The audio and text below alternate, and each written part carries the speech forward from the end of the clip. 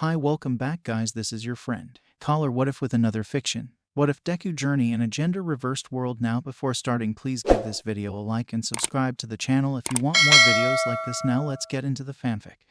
Izuku Midoriya sat dejected on the bench overlooking the park.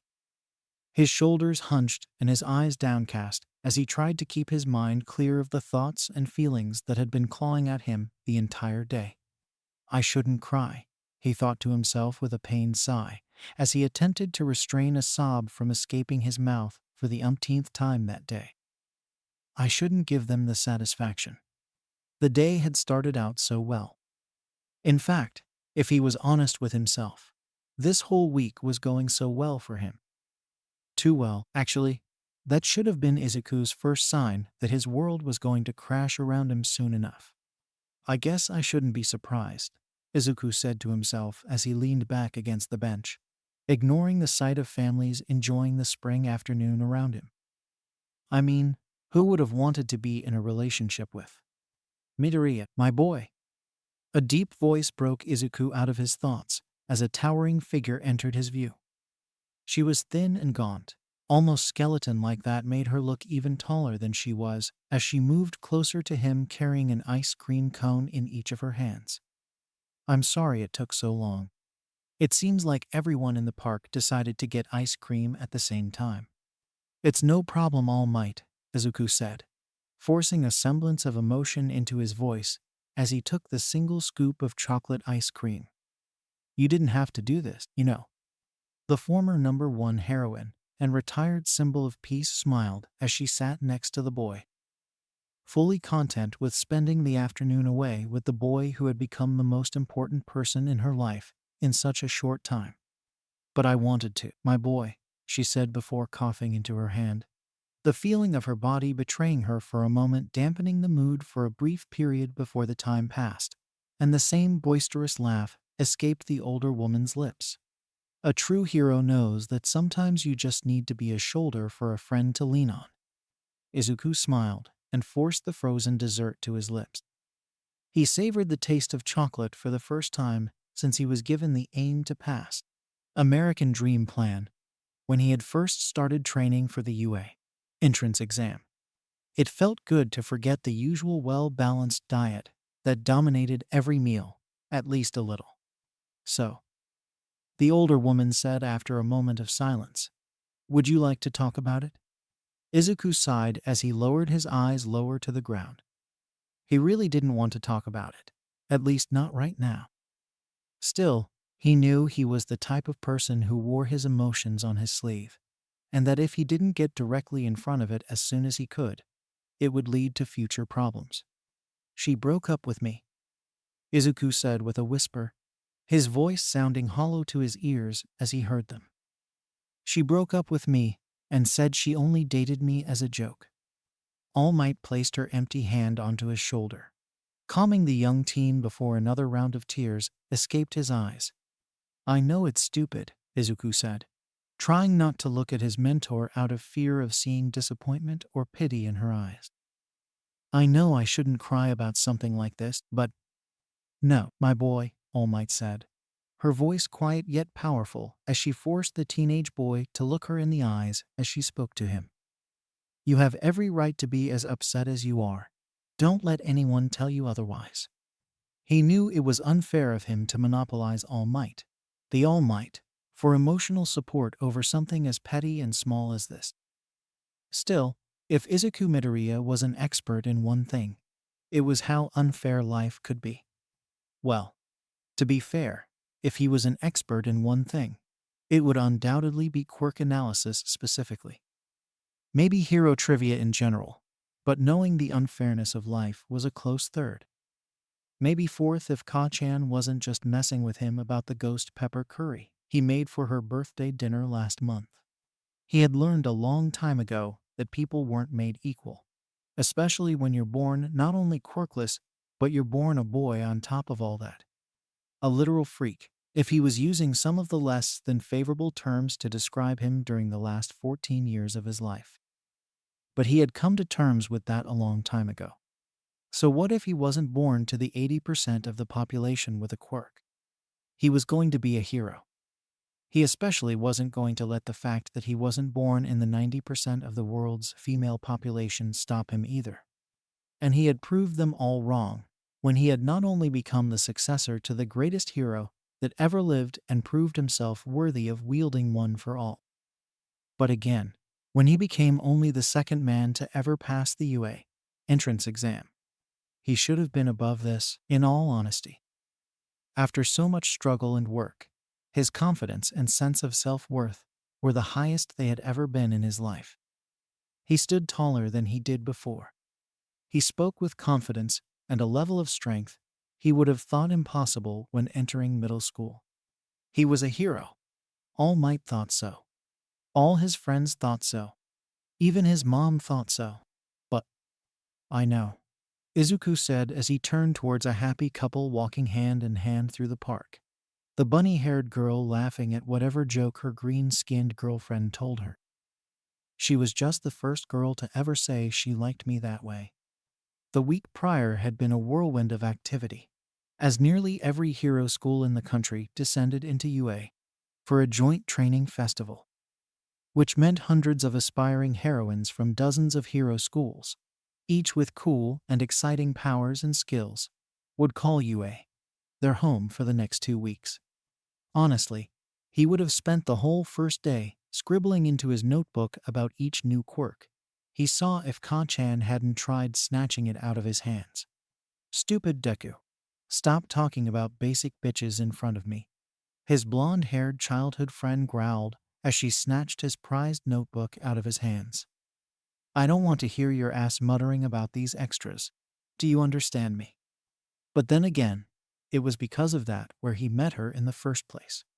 Sakura Surichi, a first-year student at Shiksu Academy, with long pink hair tied in a bun, wearing the same uniform he remembered seeing from the provisional license exam. She had introduced herself after Ka-chan had finished her tirade, placing herself between Izuku and the bombastic blonde. She said she wanted to meet him face to face after seeing him at the UA Sports Festival and how much he had inspired her by his performance. He blushed at her words, not entirely used to the type of attention he was receiving. But that should have been his clue that something was off. No one would have given someone like him that type of attention out of nowhere. The look on Ka-chan's face should have been another clue.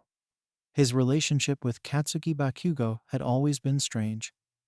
Still, besides his own mother, the relationship he had with the explosive quirk user was as long and deep as anyone he could claim to have. But no matter how long he had known her while she was his friend, his bully, or his rival, he had never seen a look on her face quite like the one she wore when she watched Sakura talk to him. She invited him to lunch with an offer to study her quirk, an exciting force field that converted kinetic energy it absorbed from attacks into super speed. He jumped at the chance, of course. Near the end of the meal, she had confessed that she had a crush on him since seeing him on TV and asked to be his girlfriend. Him. A girl had confessed to him and wanted to be his girlfriend. It was crazy. Not in a million years did he think something like this could have happened, not even in his wildest dreams. But he said yes, and when she kissed him on the cheek before leaving to rejoin her class at the guest dorms, he had felt like he was on top of the world. It was just a shame none of his friends seemed happy for him. They smiled and congratulated him. There were even some good-natured jokes cracked at his expense by Hana and Mina, but none of the smiles seemed to reach their eyes. None of their words seemed to hold any of the warmth and friendliness he learned to associate with his classmates. There was a strange tension in the air that didn't seem to leave the Wana dorm room when Izuku entered his bedroom hours later. It only seemed to get worse after that. Tomoyo was stiff and robotic, even more so than she usually was the following morning, and seemed to be on autopilot most of the day, even going so far as to neglect her duties as class representative. When he asked what was wrong with her, she cut him off with a quick answer, not even bothering to look him in the eye as she did. It's nothing. I'm just worried about our next joint training exercise, she would say before turning away from him. I have to go. Ochako. His first friend since being diagnosed as quirkless, kept her distance from him. Whenever he tried to talk to her, she would give the same sad smile and say she just had some stuff on her mind and walked away. She just looked so defeated. "I'm sorry. I'm just a little under the weather, is all," she excused herself as she made her way to her bedroom one night. "I'm happy for you, though, honest." Shoko just sort of shut down after he told everyone, almost reverting back to how she was at the beginning of the year. She was distant, only giving one-word answers whenever he spoke to her, and barely speaking outside of class. "That's nice," she said awkwardly as she walked past him up the stairs, her voice hollow and emotionless. "Good night." Ka-chan just seemed to deflate. She didn't yell or scream at him, even once this week. A new record for her, and something Izuku would have been happy about if he didn't see the emptiness of her eyes whenever he caught sight of them. "Back off, nerd," she growled at him as she walked past him in the hall. "Don't you have a girlfriend to annoy?" In fact, every one of his classmates seemed to take the news of his girlfriend rather poorly. Izuku was used to sometimes being kept out of the loop on certain things. It was expected that being the only boy in class with 19 girls, there were some things he wasn't privy to. Girl issues, he remembered his mom calling them. But they seemed to keep him at arm's length more than they used to. He would sometimes catch them talking amongst themselves in hushed whispers when they didn't think he was listening. He had learned early on in his pre-UA life to tell when people talked about him behind his back. It was a talent that served him well in middle and high school. They even seemed to be using that all-girls group chat. They didn't think he knew about more and more whenever they couldn't just leave the room whenever he would enter. But while they seemed somewhat standoffish towards him, they were straight up cold when it came to secure the times he would hang out with her. A day didn't go by this week when the female portion of class didn't glare at the visiting student as they walked the halls. Some were straight up hostile if the confrontation his girlfriend had with Momo and Aiko of all people. The regal and kind vice representative glared at the shorter guest student with a harshness reserved only for those who deserved it. Simultaneously, the red-headed tomboy's entire body seemed to turn into armor at each word the visiting heroic student said in her defense. He tried defending her, even going so far as to confront several of his classmates on their strange behavior over the past week to mixed results. Some of them relented somewhat, and a few even apologized for their actions. Still, they all seemed to be getting even sadder than they were before. Did they know what was going to happen? Why did they not tell him? "I get it, my boy," All Might said with a reassuring pat on his shoulder as she took a small lick of her own lactose-free ice cream. "Everyone wants their first relationship to be special. I don't think we had was a real relationship," Izuku said, taking another lick of his chocolate ice cream. Being able to talk about his heartbreak already made him feel better than he did in the last couple of hours. "Maybe I'm just not cut out for these types of things. Everyone thinks like that at one point or another," All Might said as she turned towards her young protege with a serious look on her face. "It's all about learning from the experience and growing from it." "I'm still getting used to people wanting to be friends," Izuku said, thinking of his less than enjoyable years before UA as he raised his ice cream back up to his face. "Let alone someone who wants to be in a relationship with me." Izuku almost choked on his ice cream when All Might started laughing again. It wasn't the polite chuckle she often used to fill space when she didn't know the right words to say in the situation. Nor was it the fake and practiced laugh of the number one heroine used whenever she was interviewed in front of the media, but the deep bellows of someone who could not bring themselves to stop laughing. People stopped and stared at the gaunt giant in a fit of uncontrollable laughter. Children watched in wonder as her body swayed back and forth. Izuku was pretty sure he saw someone call for an ambulance for the clearly deranged woman who needed some sort of professional help. "Nonsense, my boy. I'm sure when the time comes, you'll find the right girl." She started before turning her head in an attempt to cover an upcoming cough. Or girls the more I think about it. Izuku didn't hear that last part, being far too busy racking his brain about the first half. Would he find someone like that?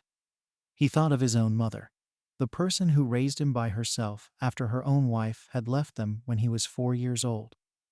If the kindest person he could think of didn't have someone who saw her the way she deserved to be seen, how could he, a man with a borrowed quirk, even hope to find someone who wanted to be with him? He kept those feelings to himself, though, as he leaned back against the bench and simply enjoyed the peace of the moment. It should have been a beautiful day. In all respects, it was. But something seemed off.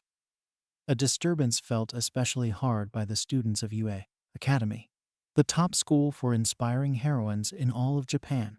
Despite what many of its sister schools claimed, birds were singing the coming of spring as the sun shone bright and high in the afternoon sky. But despite the picturesque scenes around them, the students of Class 1A felt off. For the life of her, Ochako Uraraka felt her mind drift away from her training. Her vision shifting away from the bent and slightly broken training dummy and staring off into space as she performed yet another underwhelming hip toss. Class representative Tomoyo Ida felt her mind go numb as she categorized her bookshelf for the third time since this morning. And for the third time that day, felt the crippling anxiety overtake her usual sharp and organized mind with thoughts of what ifs and what could have been. Mina Ashido, usually such an outgoing and peppy young woman, felt utterly drained. Forcing herself to try and reread the same paragraph from the same article from the same fashion magazine she had been trying to read all morning. She sighed and placed the magazine down, not at all caring to think about the emerald green sundress that was sure to be the hot new item of the season. Aiko Kirishima, the rock-hard tomboy, sat up from the bench press with a dejected look on her face, her mind racing with daydreams of green eyes and freckles as she forced herself out of the weight room. Kyoka Gyro cursed herself as her fingers fumbled on the guitar string once again, the amp that her mother's had purchased for her birthday crackling with a sound of her frustration and failure. I guess this is another thing I fail at now. It seemed the entirety of Class 1A, known as the freshman hell class to the rest of the school, felt off for reasons unknown to outside onlookers. The reason for this could be narrowed down to the presence of two particular young women stalking the grounds of UA. Did you see his reaction, though? Oh my goodness, it was hilarious, Sakura Sorichi laughed, her bright pink hair swaying as her body rocked back and forth. I know, right? Her partner and best friend, Mai Satoshi, breathed out. He just shut down, like, she paused as she imitated a computer shutdown noise. That was priceless.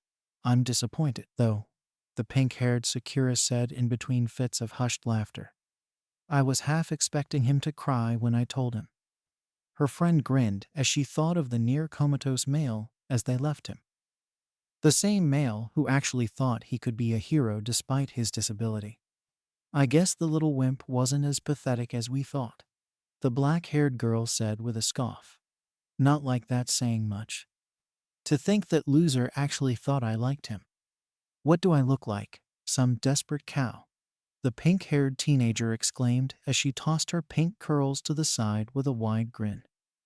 He should be thanking me for even pretending to find a male interesting enough to date. I can't wait to tell the others. Her raven-haired friend agreed, stretching the set of bat wings her quirk gave her with a satisfied look on her face as she almost skipped down the hall. Moni and Yuki are gonna freak when we tell them. Strutting through the hallways of the academy, they stopped when they encountered a peculiar figure. It was another male. He was tall, towering over them by more than a foot, and seemingly just as wide around the shoulders as both of them combined. He would have been somewhat intimidating if it wasn't for the plain features and dumb smile plastered onto his face. UA was supposed to be the top hero school in the country, and they had two male students. There goes only letting the best of the best. He looked at the both of them in a bemused fashion before smiling more as he stared intently at the pink-haired girl. You, he greeted with an overly friendly smile.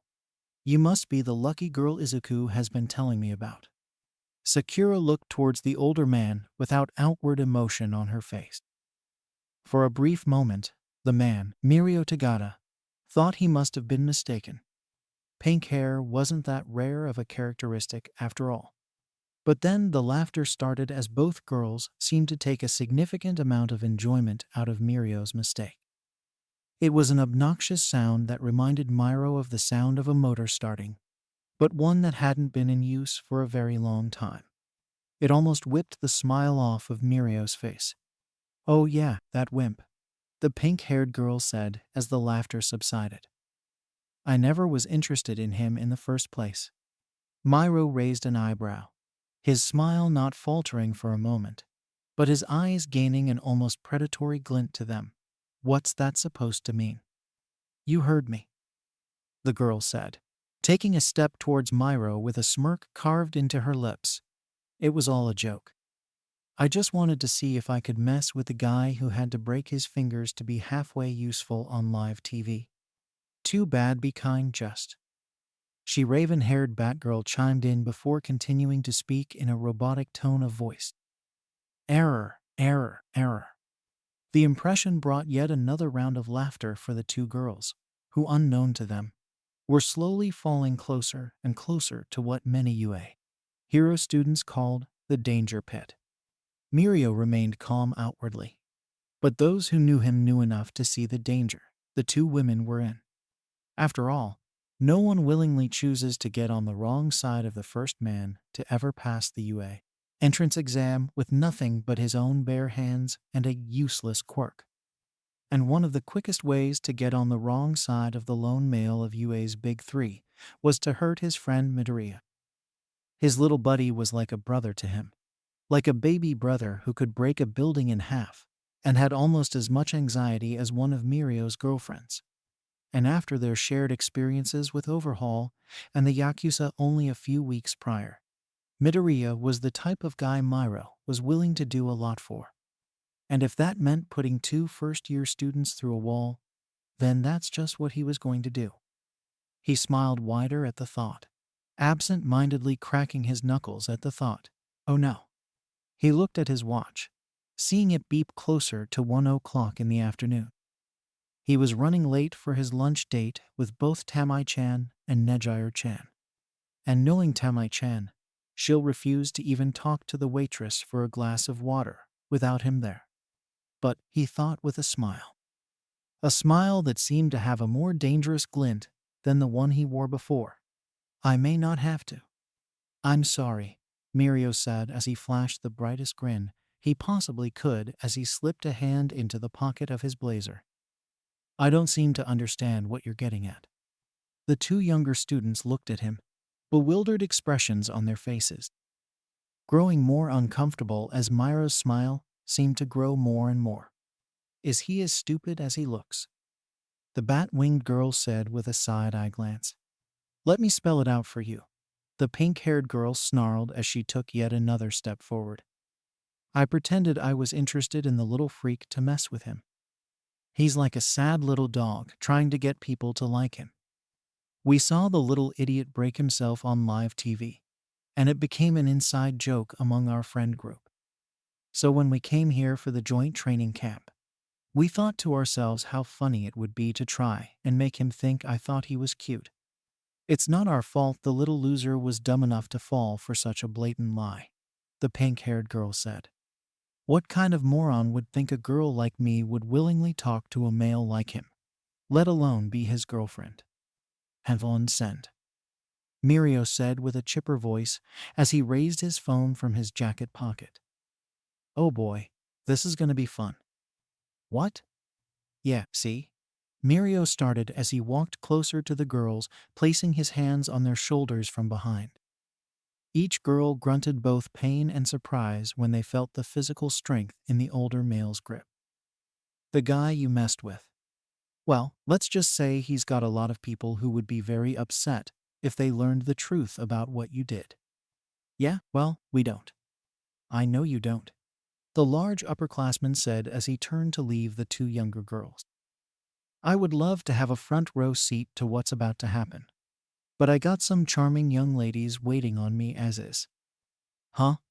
The confused pink-haired teenager said as she watched the weirdo walk away from her, without even turning back around to look at them as he did. Oh, this is going to be a blast.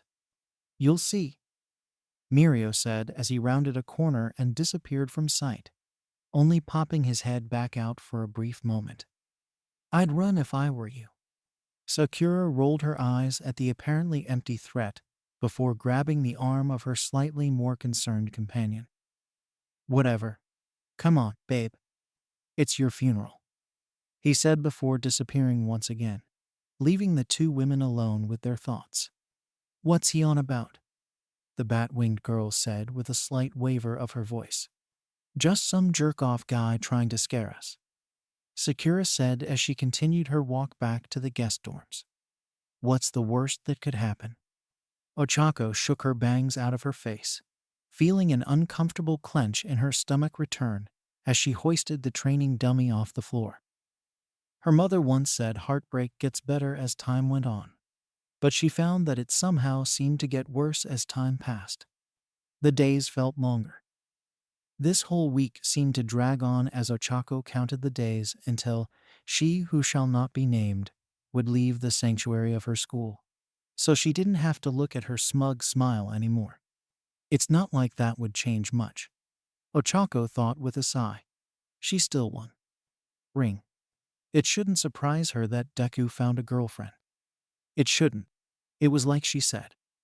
There was a lot to like about Deku. His kindness was infectious. His desire to help people was inspiring. And his willingness to be a true hero was a sight to behold. Of course, someone would find him boyfriend material. Her entire class certainly did. But they didn't act quick enough. The Great Treaty of the Summer Training Camp, as it was soon called. It was a perfect compromise for the would-be heroines, ending the year-long Cold War that had formed regarding confessing to Izuku about their romantic feelings. It was designed in part to keep the class from tearing itself apart at the seams while avoiding girls racing and competing with one another to see who would confess first. The general idea being was they confess as a group, or they don't confess at all. The girls of class 1 had waited for the perfect time to tell him. Or at the very least, it allowed the few holdouts to woman up and accept their feelings, or for someone to stop being such a tsundere about the whole thing. But this inadvertently brought about their downfall, allowing an opening for an outsider to act right under their noses. And now, all they could do was watch from the outside as Deku gave this stranger the attention they all seemed to be desperate for. Ring. Ochako turned to her gym bag and picked up the smartphone her friends had gifted her for her birthday. She paused at the picture of her and Deku at the beach during one of Class 1 a-day trips, acting as her save screen. Their faces smiling back at her as she simply stood still looking down. Damn it. She unlocked the phone, finding a message sent to her by Mirio. That was odd. Mirio rarely ever texted her. In fact, she wasn't even sure he had her number. He was far closer with Deku than anyone else in the class, preferring using Deku as a middleman if he wanted to ask any member of Class 1A a question, usually about either training or setting up a play date with little Iri. Oh, Ochako said to herself as she thought of the implications. Is he texting me because Deku is too busy with her to pick up the phone? Her shoulders sagged again, and if possible, she seemed to deflate even more than was only a few moments ago. She opened the text message with a defeated sigh. She played the audio file that Mirio thought was important enough to show her. She knew that voice. The depression Ochako had worn like a blanket was shrugged off in a moment. Every ounce of sadness she allowed herself to wallow in for days replaced with a wave of red-hot anger that made her skin tingle from the heat. That, she started, gritting her teeth as her entire body convulsed as the venomous words replayed in her head over and over again. But instead of finishing her thought, an eerie calmness overtook her. She knew what she had to do. And she knew who was going to help her. Being such a highly regarded hero in school, UA had the most top-of-the-line training facilities money could buy. Only the best for its students, after all. One such training room, designed to simulate a mountainside during a massive rock slide, was, as one would imagine, filled with large rocks and entire hills worth of boulders. Die, die, die, die, die, die, die, die, die, die, die, die. Or it was filled with them when the morning began. That was until a certain blonde had spent the better part of her waking hours turning the multi-million-dollar training facility into a field of crushed rock and pebbles. Katsuki finally sat down in the corner of her training room where her bag was and drank heavily from a liter-sized bottle of her favorite sports drink. She went through several of these a day, especially on days where she pushed herself especially hard. But today seemed different. She chugged the rest of the bottle before chucking it against the wall, too frustrated to care where it went at the moment. Despite the quick breather and cool drink, her body still felt like it was on fire. She seethed at the feeling of pent-up energy her body refused to let go of. No matter how hard she tried, she couldn't get over the emotions that threatened to tear her apart. Stupid Deku, stupid extras, stupid, stupid, stupid, she muttered as she fired another explosion off, shattering a rock the size of a small car into dozens of pieces. You have no one to blame but yourself. Katsuki seethed as her mind betrayed her once again. Her inner voice turning into a revolving door of insults against her ego. Did you really think he would be interested in a girl who told him to kill himself?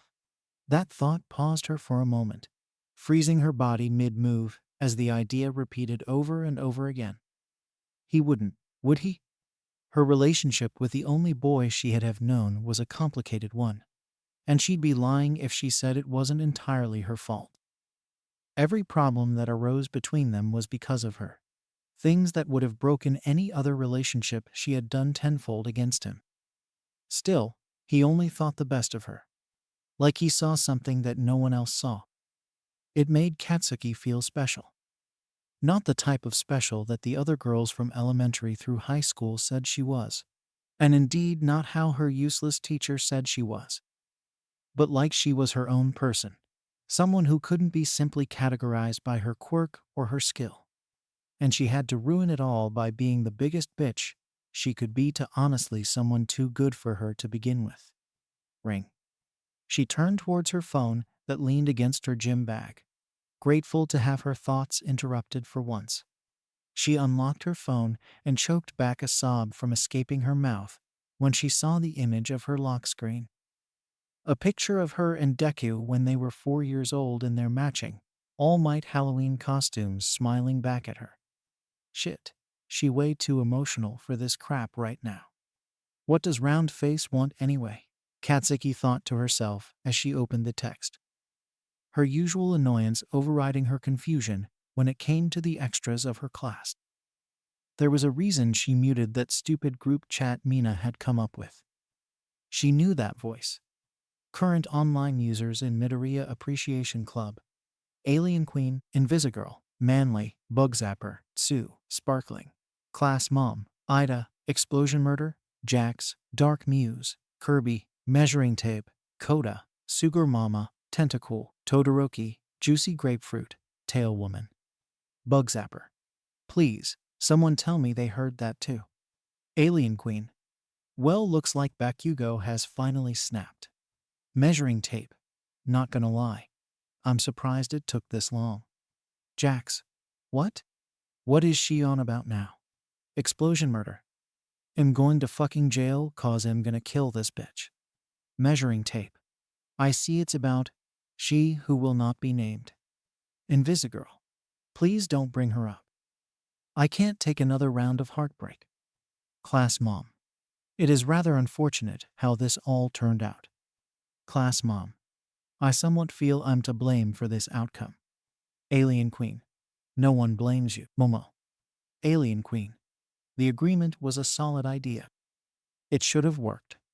Ida. Indeed, all of us coming together and confessing to Izuku as a unified front when the time was right was an excellent idea. Invisigirl. It would have been perfect if that pink-haired hussy didn't ruin it. Ida. Language. Sue. She's not wrong. Manly. Holy crap. Bakugo is heading towards the guest dorms. Should someone stop her? Sugar mama. No, thank you. Whatever is about to go down, I want nothing to do with. Measuring tape. Local tsundere to angry to be stopped. Sparkling. I understand that the heart of a maiden is as delicate and vulnerable as well as anyone. Sparkling. But I fear such actions will only cause her heart to suffer. Jax. I can't believe I'm saying this, but I gotta agree with Sparkles. We can't keep wallowing like this. Jax. She confessed before any of us. Jax. She won. We lost. Sue. Agreeing with Aoyama. That's worrisome. Jax. Tell me about it. I'm checking myself for curses as we speak. Dark Muse. Rest assured, you are not benighted by such foulness. Sue. Are you speaking from experience, Takoyan? Manly. She does seem the type to be into that stuff. Dark Muse. What foolishness speak ye of? Invisigirl. I bet her room's full of candles and crystals. Dark Muse. Hagakure.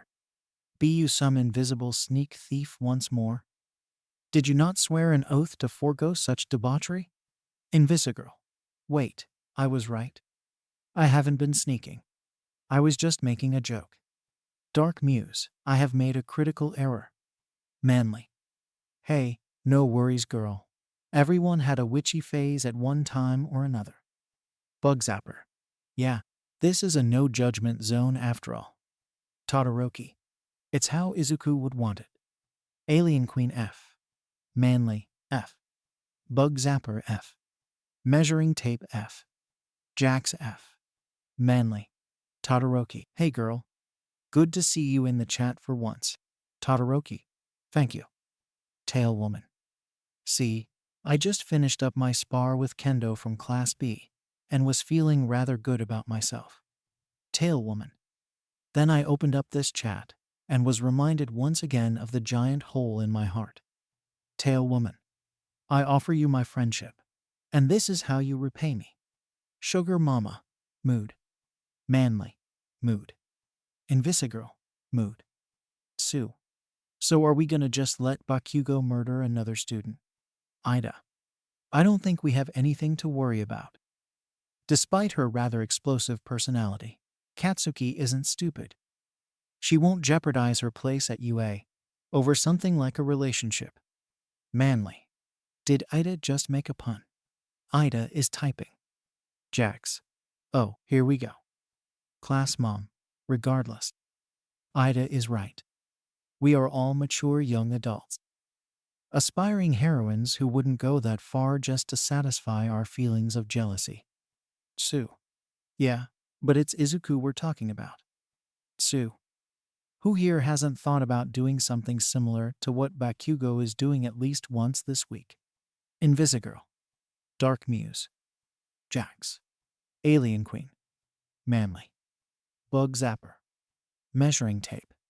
Sugar Mama. Class Mom. Tail Woman. Ida. Sparkling. Todoroki. Yes, I've thought about freezing her several times this week. Sue. My point exactly. Tentacle.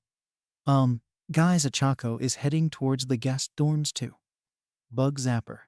Oh crap. Is she gonna try and stop Bakugo by herself?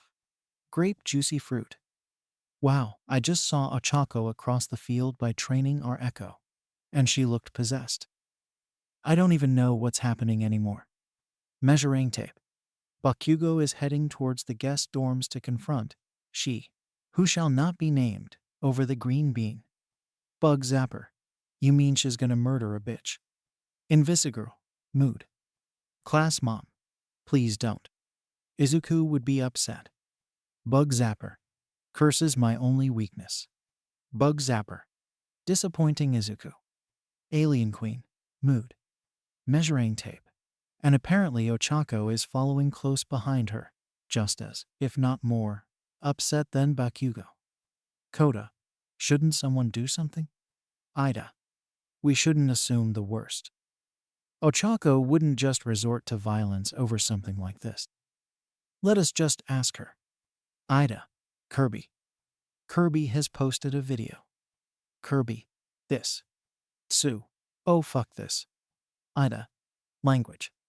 Sue. Watch the video, Ida. Ida. Jax. Did Ida just kick open the front door? Alien Queen. No, she destroyed the front door. Bug Zapper. Oh fuck no. Bug Zapper. Oh fuck no. Bug Zapper. Oh fuck no. Manly. That's it. I'm heading over to the guest dorms and putting that bitch's face through a wall. Jax. What's happening? Alien Queen. Invisigirl. Manly. Bug Zapper. Sue. Sparkling. Class Mom. Jax. Dark Muse. Measuring Tape. Coda. Sugar Mama. Tentacool. Todoroki. Grape Juicy Fruit. Alien Queen. Ladies, we have a situation on our hands. Jax. Jax. That conniving, thieving little thought is a dead woman walking. Dark Muse. This foul beast's dark heart must be ripped out and stomped upon as she has done to our prince. Coda. What kind of a monster would do something like this? Sugar Mama. A monster who's about to get her legs broken, that's who. Invisigirl. Momo just made a baseball bat and walked out of the dorms without saying a word. Invisigirl. What a queen. Class Mom. I just want to talk to her. Sparkling. Epouvantable, how dare this Garces think she can get away with this. A son grand regret. Measuring Tape. Huh, Todoroki is literally on fire right now. Grape Juicy Fruit. Dude, this isn't the time for jokes. Measuring Tape. No, seriously, she just burst into flames and ran past me towards the guest dorms. Invisigirl. What a queen. Tail Woman. Are we meeting up somewhere? Or is this a first come, first serve situation? Tentacool. They'll pick you up on the way, flying over right now. Jax. And the explosions have started. Sue.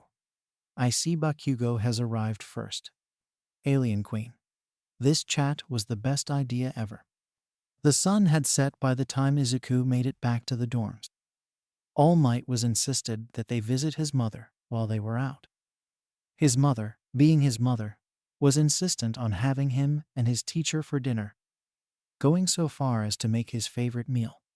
Izuku wasn't a strong enough person to turn down his mother's katsudon. By the time Izuku had found the time to return from home, he had found the campus in complete disarray to his immense shock. For a dark moment, he thought it was a villain attack. He cursed himself at the thought that in his depression, he had ignored his friends as they potentially fought for their lives against the League. However, that thought died a quick death when Principal Naomi met him near the school entrance, with an almost giddy expression on her small furry face. Well. The mouse-bear-dog hybrid laughed when he saw him, ignoring the devastation surrounding her. If it isn't the man of the hour. Principal Naomi, Izuku shouted, rushing towards her in a hurry, overstepping what looked like a fallen tree encased in ice. What happened? Is everyone okay? Who did this? Calm down, young man. The small super genius said as she watched get closer. The smile on her face making Izuku think the white-furred creature had more predator DNA in her genes than he first thought. There's absolutely nothing to worry about. Just merely a training exercise that may have gotten a bit heated. Izuku stood stunned at her words before turning his attention back towards the chaos around him. This did not look like an accident. This looked purposeful and deliberate. But Izuku started as he gestured to the damage around him. All of this. Before being cut off. It's to be expected when the passions of youth, the power of love, interschool pride, and superpowers mix, Naomi said. Sipping a cup of tea she pulled from actually, Izuku didn't know how she managed to do that. A second quirk. Rest assured, though, that this will not hamper the ongoing interschool training in the coming days. And we will be right as rain by the time the weekend ends. Her words softened for a moment before using her tiny paws to pat him on the leg. "You truly are a lucky man." Izuku stared down at his principal with a confused look on his face. This reaction only seemed to cause the chimera to giggle even more as she turned to walk away. "You'll see." Izuku couldn't seem to grasp the words given to him by his principal as he watched her form walk away. He became even more confused as he walked back to the Wana dorm. Hearing several of his teachers wishing him good luck and looking at him like a lamb being led to slaughter. But not in a negative way. Honestly, it was somewhat challenging for Izuku to explain what he was feeling at the moment. Still, he knew everyone else around him knew about it, and seemed to know more about it than he did. He turned to his phone, pausing at the class picture screensaver staring back at him, before seeing that Mirio-senpai had shot him a text. "Good luck tonight, little buddy." The message read before a picture of all three members of the Big Three appeared next. Their faces leaning into the frame, with the only male of the three-way couple in the middle, holding peace signs at the camera. "We're rooting for you." What the hell were they rooting for? Why were all the teachers smiling at him as he made his way back to his dorm? Why could he feel Principal Naomi watch him through the campus security cameras? What was going to happen to him when he got to his dorm? "So I got a little high and read For Want of a Night by Aravis. I liked it and wanted to do something similar. That's it, really. I always wonder why so many people make super long author's notes.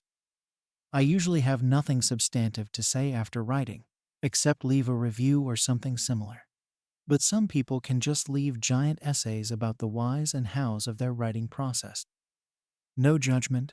Honestly, I'm a little jealous. I'm always super weird and awkward when I have to talk about myself. But fuck it, please review, a follow, or a fav if you enjoyed it. Review and send me hateful private messages if you don't. Surprise me. Order. This court is now in session." Honestly, this was not how Ochako had expected her night to end. She half expected to spend the rest of the night celebrating, talking and laughing with her classmates after they had collectively made, she who shall not be named, regret her decision to break Izuku's heart. The feeling of crushing their enemies' spirits while showing the rest of the visiting students what UA was made of was worth whatever punishment some of their teachers were planning for them. But if the look on Principal Naomi's face was any indication, Ochako doubted it would be so extreme. Snacks were opened, and cookies and cakes were baked to perfection. Soda and green tea flowed like waterfalls. Ochako had even heard Mina mention to Momo about a bottle of wine she had hidden away for a special occasion. She even expected to comfort Deku whenever he returned to campus. Hanging out with the best friends she had ever had, and the boy of her dreams, all with a belly full of matcha, sounded like the perfect end to a day. But here she was, sitting next to a girl who Ochako at one point in time disliked more than anyone she had ever met in her life, Katsuki Bakugo. They stared down the rest of their classmates in what could only be described as a makeshift courtroom designed by someone who had watched one too many crime dramas in their free time. Momo Yaoyorosa, Class 1 of Vice President and resident Big Sister of the Freshman Hero course, sat atop the makeshift podium in Class 1A's common room. The dining room table stacked on top of what looked like writing desks from several of her fellow students' dorm rooms looked somewhat unstable. Still, Ochako suspected Momo was intelligent enough not to climb the structure unless she was sure of its safety.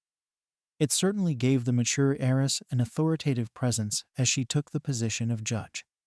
The heiress of the Yaoyorosa fortune sat clad in a judge's cloak and wielded a gavel she had created but a few moments ago. She peered down at the two defendants with an unreadable look on her face before she turned to either side of her.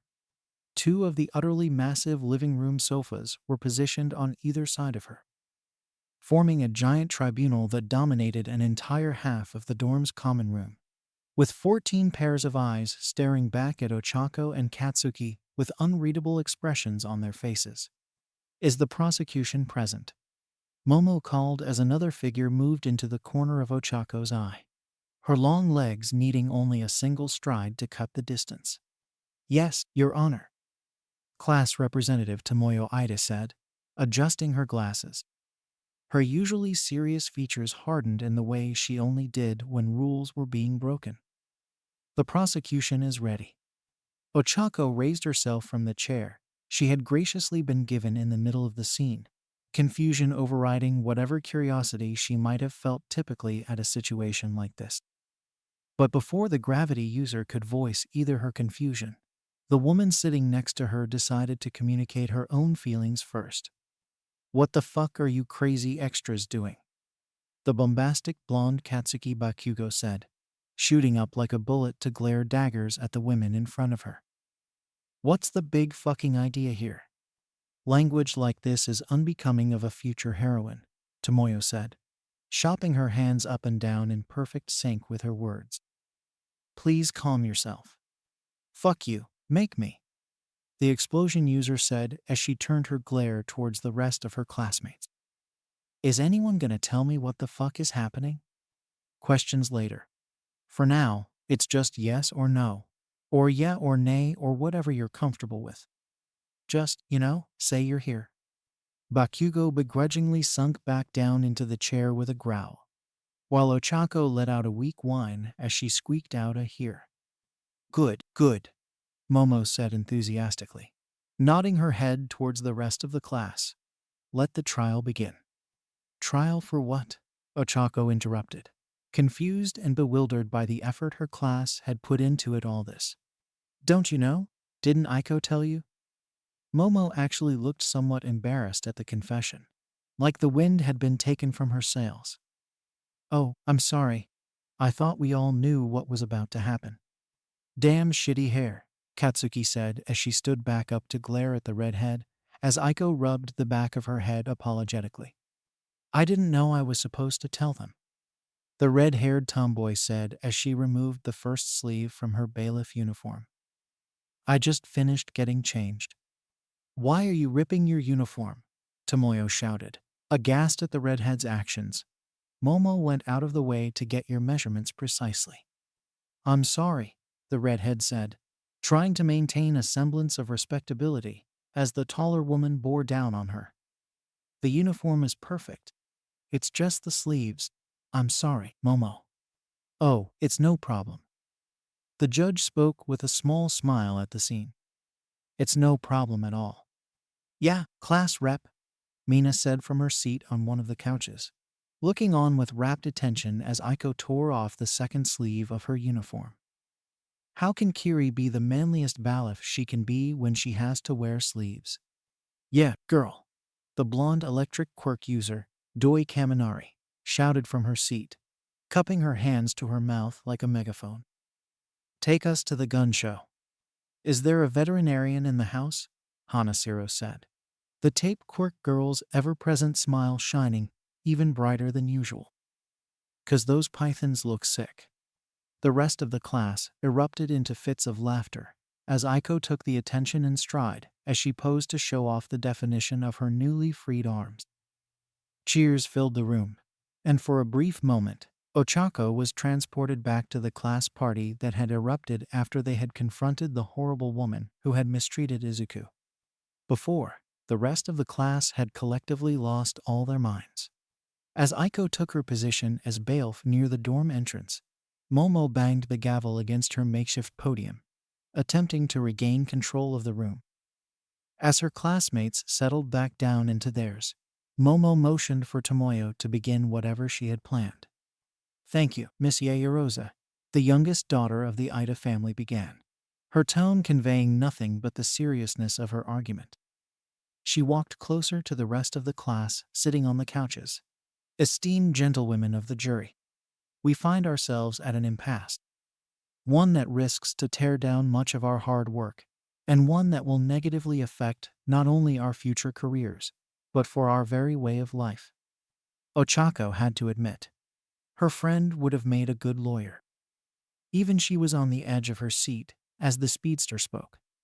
I argue that this moment is long since overdue, and that those who hold us back the blue-haired woman said as she removed her glasses to look at Ochako and Bakugo.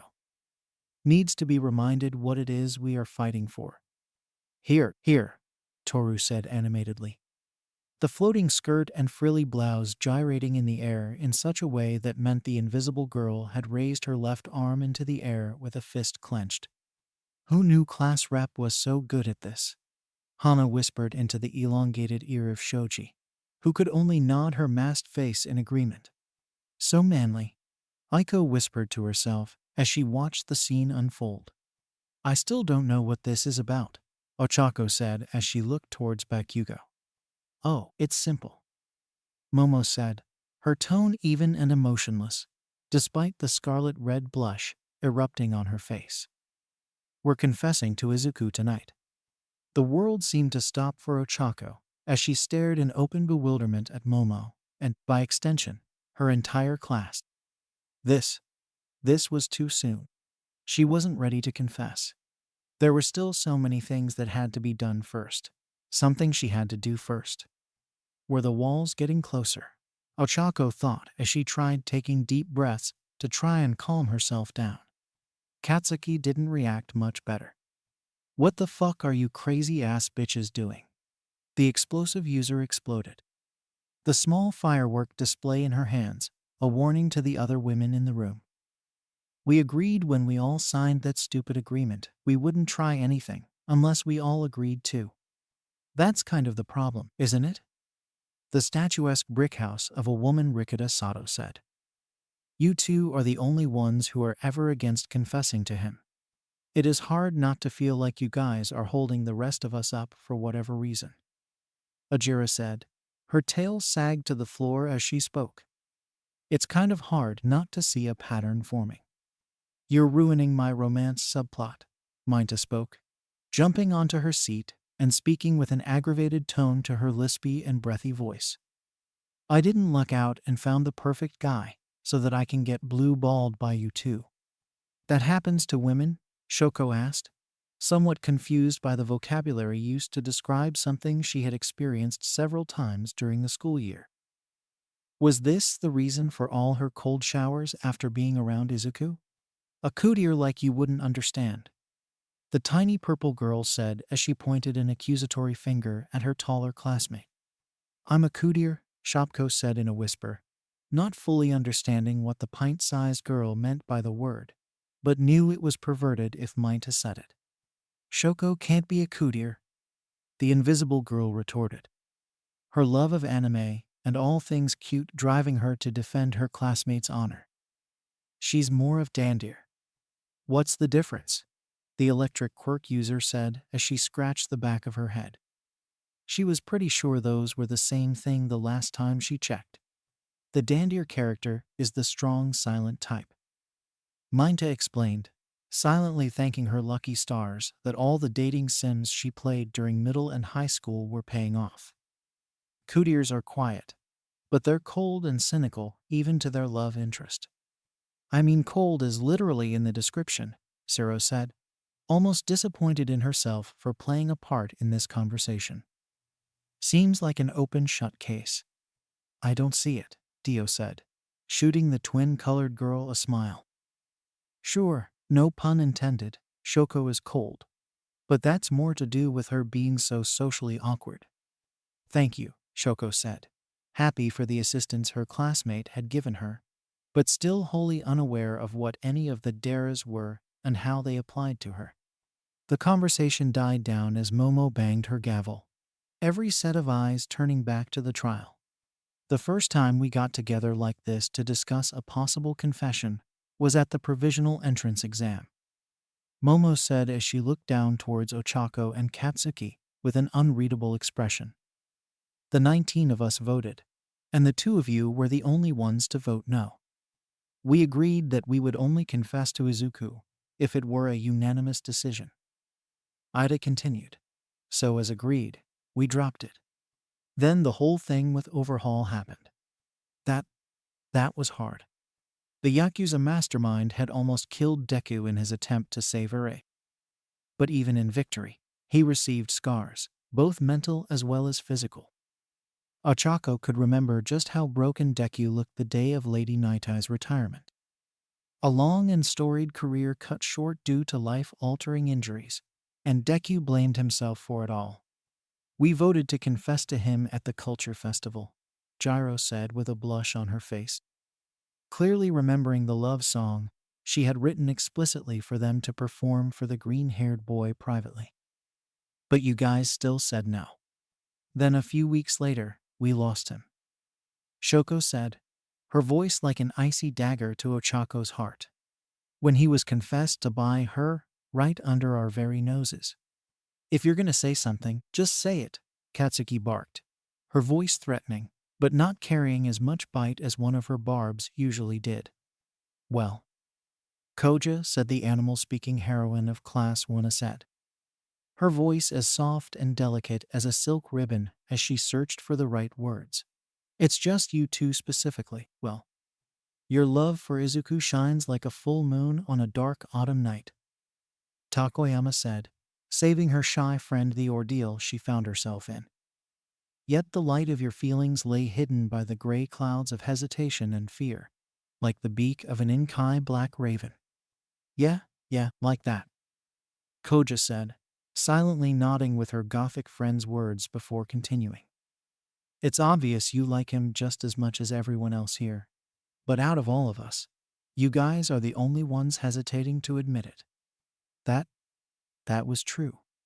Ochako had been conflicted about her feelings for a long time, at least vocally.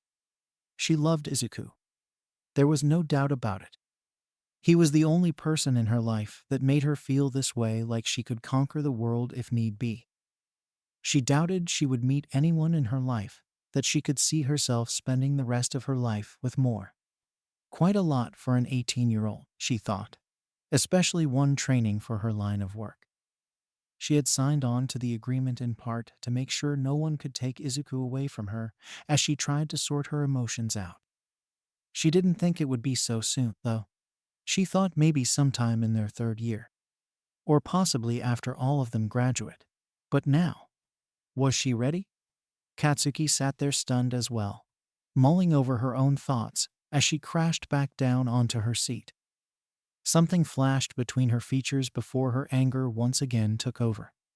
"I told you extras before," the red-eyed girl said, muttering to herself like the boy of their shared feeling did whenever he saw a new quirk.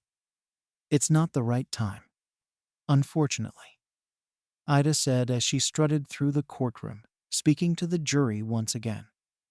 "Our hesitation has almost cost us everything. We were lucky that the threat we faced was more villainous than virtuous. But there are dire threats still on the horizon." "What threats?" Ochako said, her voice wavering slightly at the implication. "The prosecution calls its first witness," Ida said. At the same time, Aiko returned to the common room with what looked to be a person slung over her muscled shoulders.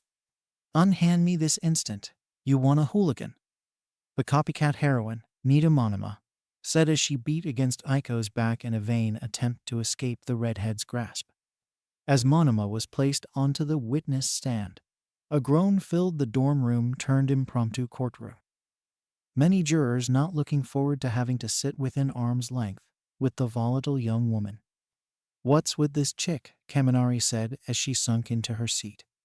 "Why did it have to be her?"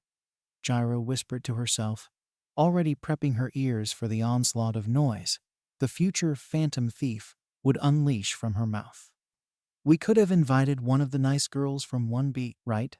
Coda said with a frown, not liking having to say anything bad about another person, even if that person was well. "She's a cunt," Katsuki muttered to herself, not liking having to stare at the Class B student longer than she had to. "Why is she even here?" "Language, please," Ida said as she reprimanded the defendant before turning her attention back on to her first witness. "Please, Monoma, please tell the jury what happened the afternoon of the fourth day of class." "I don't know what you're talking about," the blonde said as she looked towards the members of WANA with a disdainful look on her face. "Unlike you pathetic WANA losers, I'm far too busy in my day-to-day life to sit here all night answering such simple and frankly insulting. Miss Monima, Ida said, cutting off whatever rant the smug girl was getting ready to speak with a curt tone to her voice. You had an encounter with Mr. Midoriya in the cafeteria the first week of the school year. The blonde was about to retort. How was it possible for her to remember something that had happened almost a year before, especially when it involved someone like the only male in their year? Her words died in her mouth when she thought about it more, memories flashing in her eyes like a traditional movie projector coming to life. Something slowly became more apparent to her. A look of realization appeared on her face.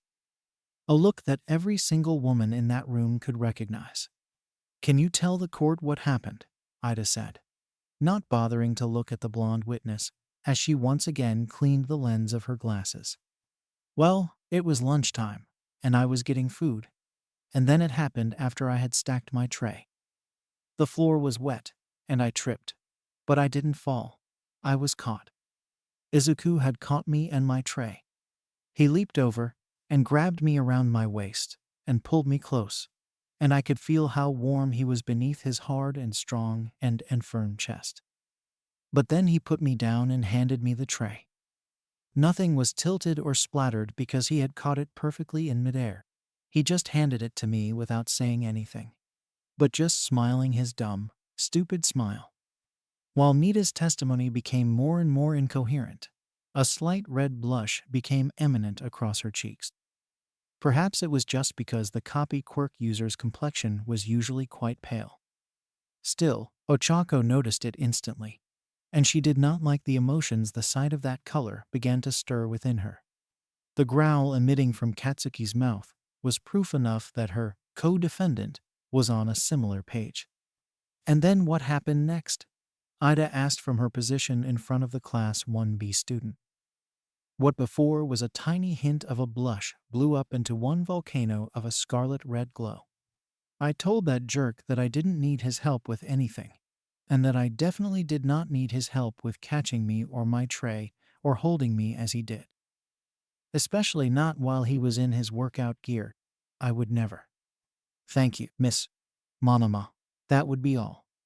Ida's abrupt closing of the cross-examination staggered Nita. For a moment, she looked like she had just been denied her own climax. But then the same blush from before overcame her, and she stormed out without another word. That girl has issues, ribbit. Like you're one to talk, Mrs. Mating season makes me want to be dominated, Mina said with a wide grin etched on her face. It's a legitimate ailment. The frog girl said, not even bothering to turn to her pink-skinned friend. It's a sickness that can only be cured by the thickness. Ah, you too suffer drive copulation? Such a wanton bouquet of lust. The resident Gothic beauty spoke. Her own blush radiated past her dark feathers as she crossed her arms under her modest bust. Is that the best you got? Katsuki said defiantly as she glared at the rest of the class with a challenging look on her face. A chick so repressed, she'd have a nervous breakdown at the thought of someone in Class 1 holding her hand. You think Monoma is the only one from Class 1B who would be interested? Gyro said as she fiddled with one of her jacks. The punk rocker turned to look towards the defendants. As you said yourself, Monoma may be a weirdo, but she's not weird enough to deny feeling what she feels. That caused every woman in the room to pause. The heroines of Class 1B were all attractive in their own unique ways. They also had the added advantage of interacting with Izuku almost as much as Wana did. The rest of Class 1 whispered to each other. The thought of their sister class potentially stealing Izuku away from them, spurring them on further. You don't think? Mina said, a contemplative look on her face replacing her usually easygoing attitude. That all of Class 1B would. Kendo for sure would. The tailed heroine said with a weary tone to her voice. She always seems to bring Izuku up whenever we have a spar together. At first, I thought she just wanted an extra partner in our unarmed combat sessions. But after a while, I got the feeling she's got an ulterior motive. That Mantis-looking chick would too. I think just to spite Baku, bro. Aiko said as she remembered the less than manly confrontation the two resident hotheads of the freshman classes would have before, during and after their training exercises. I don't really know if she would go further than that. She would, Gyro said, remembering a particular conversation she heard only a few days prior during lunch period. At the time, she was too upset over Izuku's new relationship to put too much stock in it.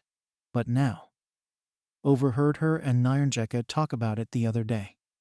The vice rep of 1B? Toru said, shocked, surprised at the boldness of the usually humble and quiet young woman. She'd be rooting for the studious girl if it was any other situation. I didn't think she had it in her. I heard from a reliable source that she's been going to Izuku for advice on how to use her quirk ever since our first joint training session, Siro said, remembering the image of the two cinnamon rolls of the hero course sharing notes. Rieko Yanagi joined them a few times too. She's the ghost-looking girl, right? Doi said as she looked towards her avian friend with a worried look on her face. Rieko was eccentric, sure, but she was a bona fide 10 out of 10 in the looks department. Alas, during my moonlight travels, I have run across both the Phantom as well as Shinhai of Class 1B. They both spoke of Izuku in the most excited of tones. The Shadow Girl too, the resident invisible girl said, her hands balling into fists despite no one being able to see it.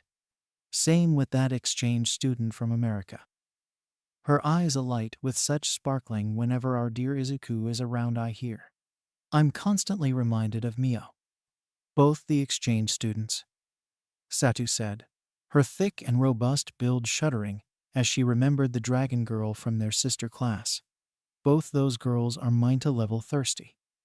Hey, the purple-haired short stack said from her seat as she glared at her towering classmate. It's not my fault, I appreciate the finer things in life. We caught you trying to drill a hole into Izuku's bedroom the first week of school. Shoko added, her voice as even and emotionless as it usually was. And then you tried to watch him undress after our first combat training. As I said, the short woman said as she sat back down with a huff. The finer things in life. A slam of the gavel calmed the chatter among the class as Momo called for the next witness. Ochako could do nothing but watch as Aiko left to gather whoever the next witness would be. She felt a hole growing in the bottom of her stomach as she wondered just who would enter through the door next. Ochako could feel her pulse increase when she heard the sound of the door opening again as Aiko let in no, not her. What's with that look-round face? Katsuki said as she leaned back in her chair. Whatever anxiety that showed on her face a moment ago was gone and replaced with the scowl most identified to her. Who is this extra? Boobs, Ochako whispered as she watched in utter shock who walked shoulder to shoulder with Aiko. Mei Hatsum walked through the door with the same excited and manic energy she applied to most things in her life. Her golden eyes bounced off every surface in her path.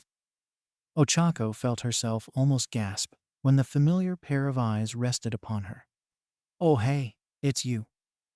The pinkette smiled as she looked at Ochako, unaware of the torrent of emotions the brunette was thinking. What was your name again?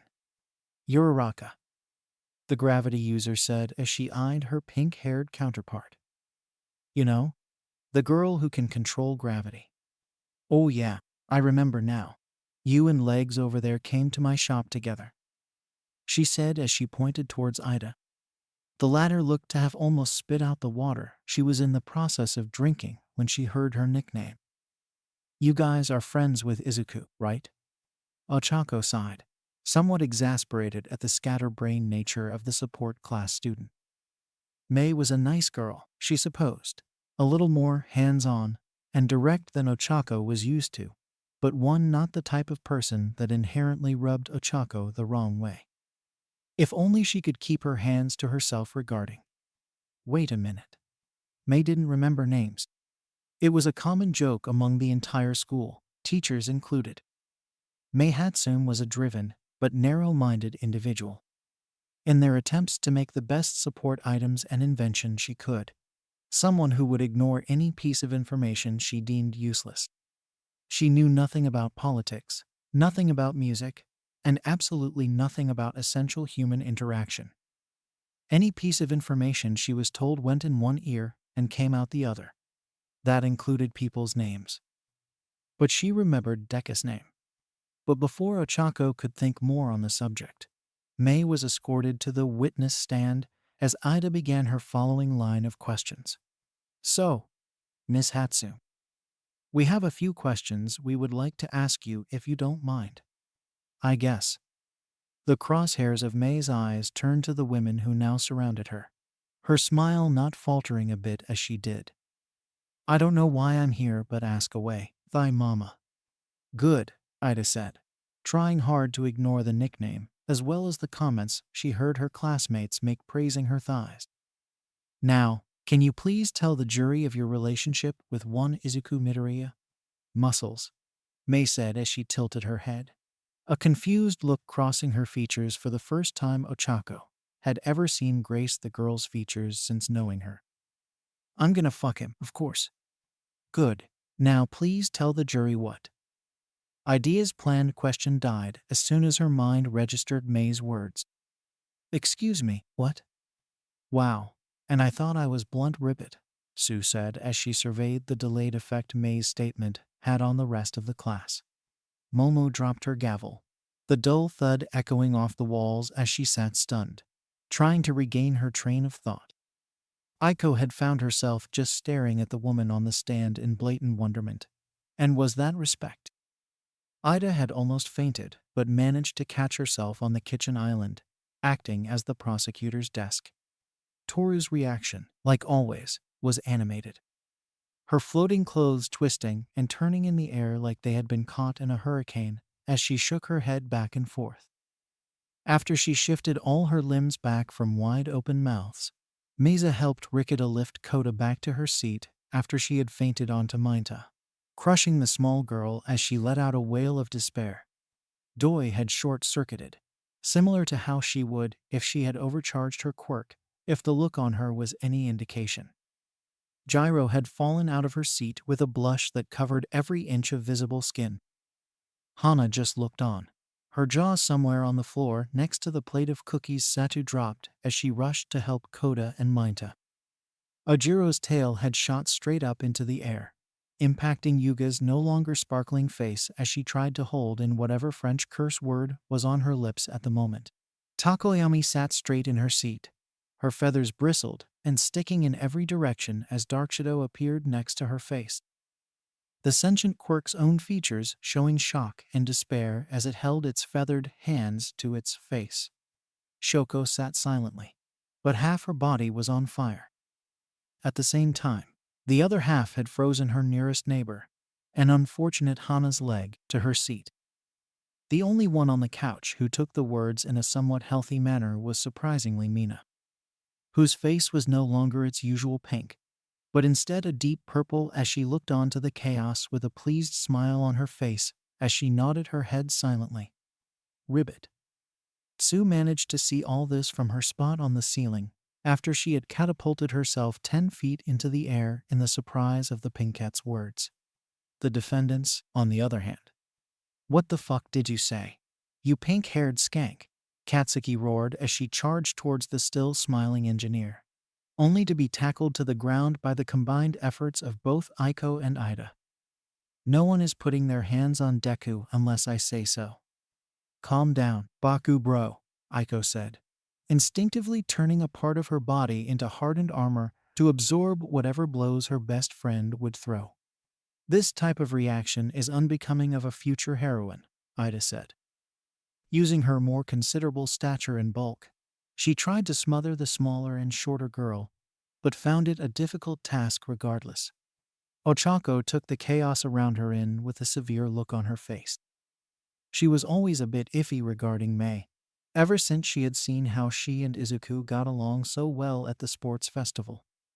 The first time she had begun to be honest with herself about her own feelings. Even now, seeing the smile still plastered on May's face after inadvertently causing the chaos surrounding her. Ochako could feel something tug at her heart. Why? The gravity user said from her seat, looking from her own hands, clenching the fabric of her still dirty workout pants, before staring May in the eye. Why do you have feelings for Deku? I mean, you have eyes, right? The engineer said, her voice sounding like she was explaining something to a child. He's so muzzly and has cute freckles on his cheeks. I just want to squeeze.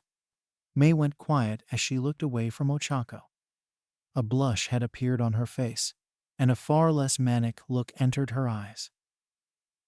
He's also the only person besides my parents who doesn't make me feel wrong about the things I like. Do you know how hard it is for someone like me to find someone who can stand to talk to me for more than a handful of seconds? Izuku appreciates me for who I am.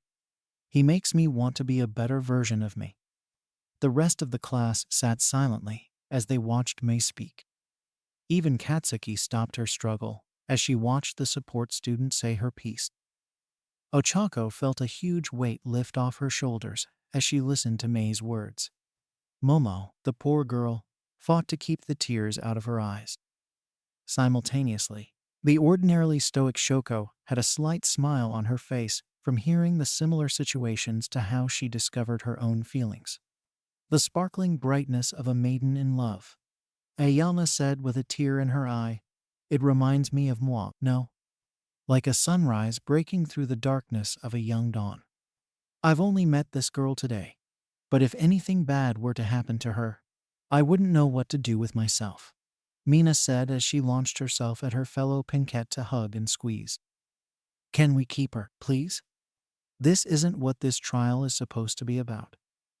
Momo said, looking out of her depth after hearing both May's brutal honesty, as well as her emotional words about the lone male of 1A. I don't think. Oh, I see what's happening here. The Pinkette said as she looked around the other faces that filled the room. I'll make sure Izuku's next hero costume is made out of a skin-tight material if you let me in. All those in favor of allowing May into the group, Momo shouted. 18 distinct voices answered Momo's call. Congratulations, sister. Toru gushed as she slung her invisible arm around May's shoulder. Welcome to the harem, Hana said as she regained the ever-present smirk on her face. Can we please not call it that? Gyro said, a blush covering her face at the implication of the word. It is what it is. Kaminari said as she joined her harem mates in the middle of the room. Why run from it? 'Cause it makes Izuku sound like he's one of those self-insert main characters from one of those poorly written visual novels. Sue said as she landed back onto the ground. Izuku isn't shallow enough to be one of those. Wow, shots fired, Shoja said. What even is the point of all this?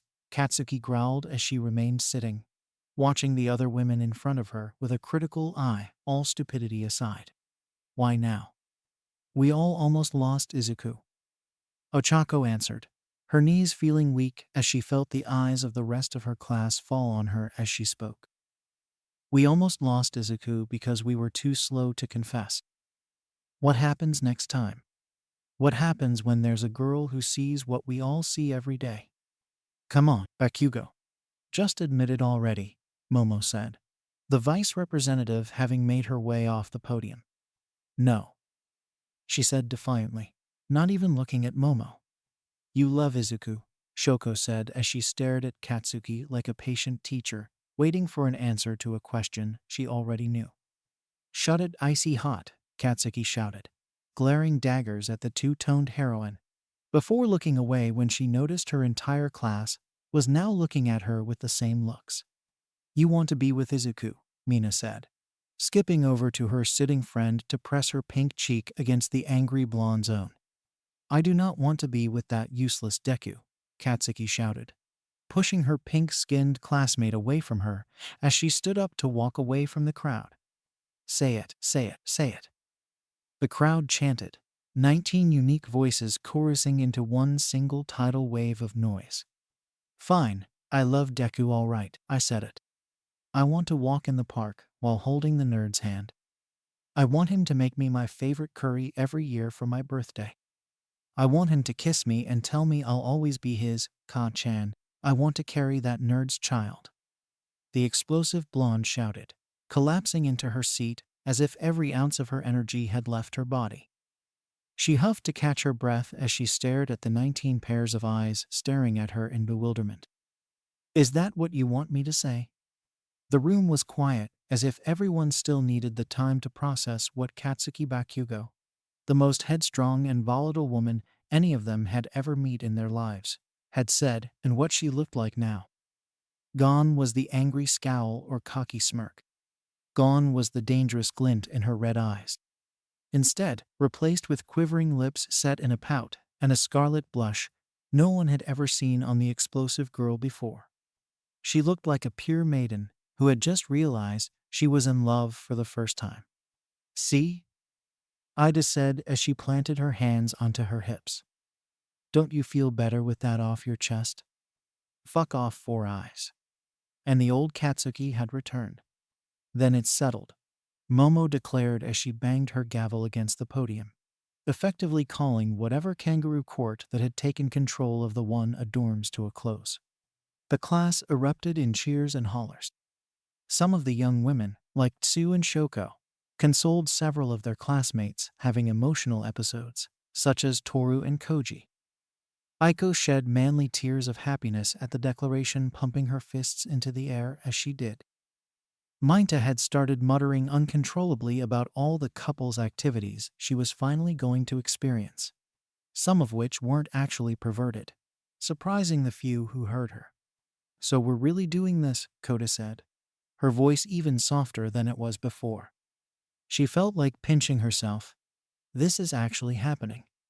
When Izuku gets back from wherever he went tonight, then indeed we are, Ida said as she readjusted her glasses, trying hard to hide just how emotional she was at the moment. The feelings she had held since Stain was about to be uttered to the man who had saved her life. She needed to call her sister and mother immediately.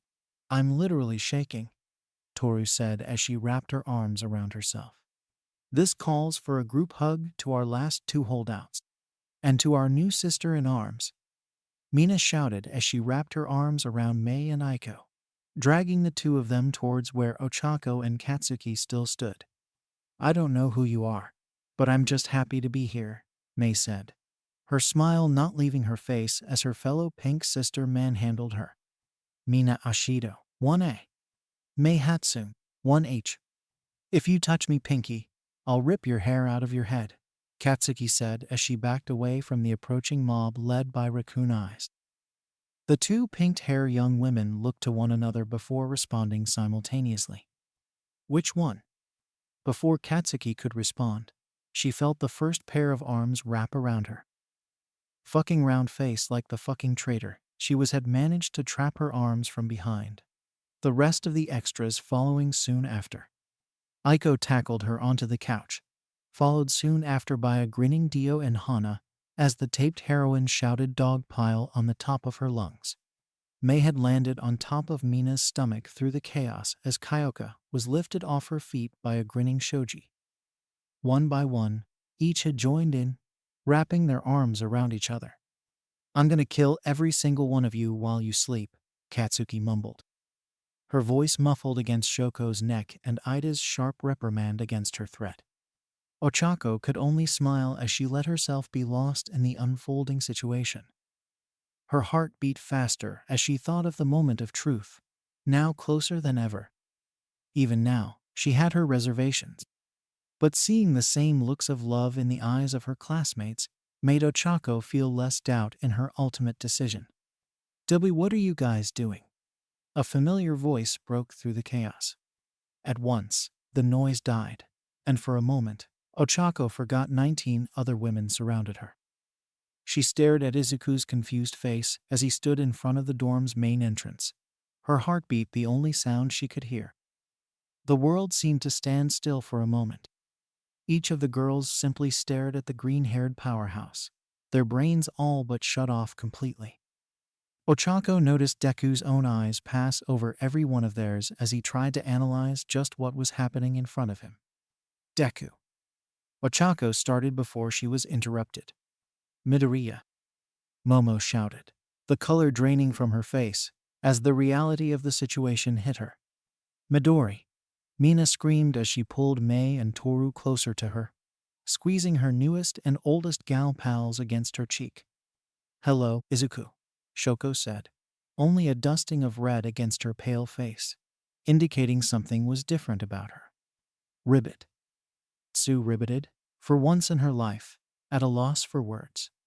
Muscles, Mei shouted from her spot against Mina, her manic smile growing more intense as she stared at the boy. Midori bro, Kirishima shouted, her face the same shade of red as her hair. I think I left my oven on, Rikia said, her nerves momentarily getting the better of her as she tried to excuse herself to leave, only to feel the grip on her shoulders tighten, keeping her in place. Sup green, Gyro said, trying hard to keep her heartbeat in check and remain calm. Izuku, Mashiro said with a grunt as she stepped on her tail to keep the limb from wagging out of control. Zuzu, Toru said, almost skipping in place as the scene unfolded. Excitement practically bubbling over as she was forced to wait for the others to make the first move. Shiri? Aoyama shouted as she tried to twirl where she stood, only to find herself tangled around the limbs of her classmates. Fancy seeing you here, Kaminari said, shooting finger guns as she prepared to confess to the man she wanted to spend the rest of her life with. My prince of the night, Takoyami shouted, her eyes wide open, and her beak hung low as Dark Shadow moved to push her forward. This isn't my dorm room, Zero said, her brain trying in desperation to find a coherent statement and only just barely succeeding. Well, Meza Shoji said, her multiple arms holding many of her classmates, becoming slack and falling to her side. I got nothing. I think I should go feed my bunny right now. Koja Koda said as she fought desperately to remain conscious as she once again felt like she was going to faint. Minta said nothing, only pulling out what looked to be a condom out of the pocket of her skirt. A lecherous smile plastered on her face. Deku, Katsuki growled as she looked at her childhood best friend like a wild lioness on the hunt for her next meal. Stick to the agreement, everyone, Ida said, her tone carrying all the authority of her position as class representative as her hands were a blur of motion. For a brief moment, all seemed in control. Then all hell broke loose. Every woman for herself. Someone, probably Kaminari or Kirishima, shouted before the group hug exploded into a rush of movement. Swallowing nervously, Izuku realized that there was no fleeing from this and silently accepted what was about to happen. Current online users in Class 1 bullshit. Big Sis, Princess Peach, The Last Airbender, Horny, Toffee, Bunce of Steel, Reptor, Scalator Meme, Black Noir, Flashdance, Copycat, Ghostbuster, Thornk of Redrose, Shoda, Aelith the Huntress, Scyther, Textface, Silent, but Thirsty, Sticky Wenwit, Mulin.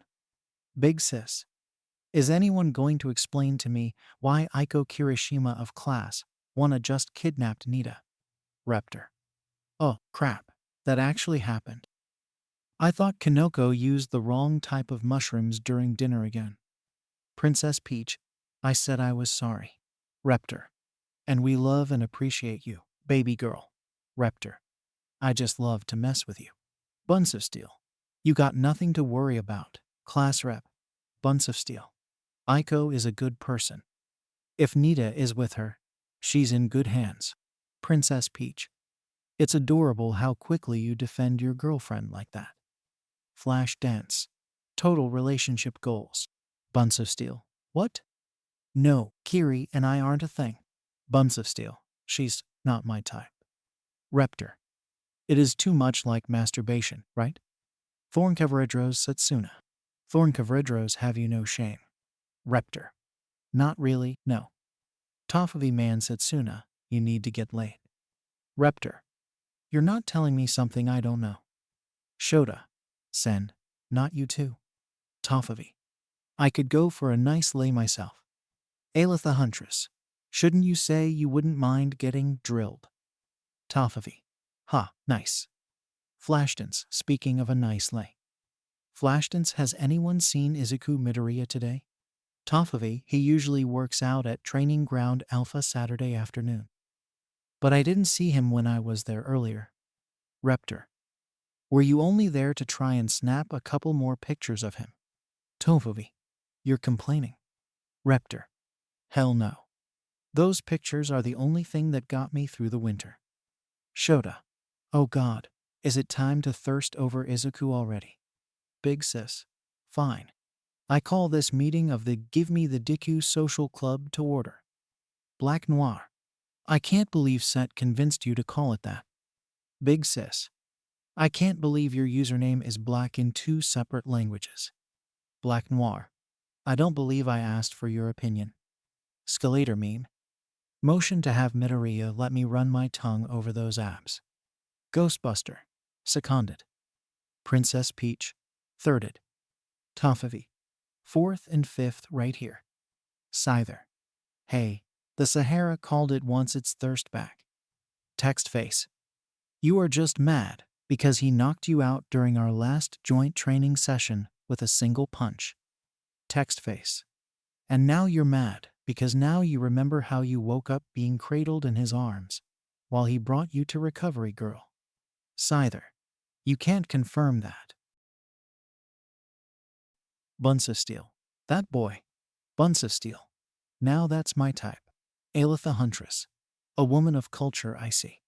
Silent but thirsty. I will fuck him. Raptor. That's my girl. Flashdance, well, that's blunt. Bunsa Steel. Preach it, sister. Shota. Preach it, sister. Horny. Preach it, sibling. Sticky Wenwet. I do not disagree with you, because me too. Sticky Wenwet. You've barely spoken with him. What do you see in him? Silent but thirsty. His blush. Big sis. Agreed. But please tell me that's not the only reason you like Midoriya. Silent but thirsty. It isn't. Silent but thirsty. I also called dibs. Black Noir. We never agreed to that. Silent but thirsty. Not my problem. Shota. No fair. You can't claim all that to yourself. Scyther. Fuck off. Scyther. If anyone is. Scyther. Has deleted a post. Scyther. You didn't see that. Big sis. Yui. I deal with Monoma enough. Please don't give me this headache too. Thorncavredros. Lust is a sin, my sisters. Tofavi. Hold the phone. Skeletor meme. Monoma. Our Monoma. She's openly thirsting for Midoriya. When were you going to tell us? Aelitha Huntress. Ibara. I apologize if I ever offended you during our late-night philosophical discussions on religion. Aelitha Huntress. Because clearly, God exists. Princess Peach. Is it shocking? Princess Peach. Don't we all like Izuku that way? Tofavi. Preach. Raptor. Preach. Skeletor meme. Preach.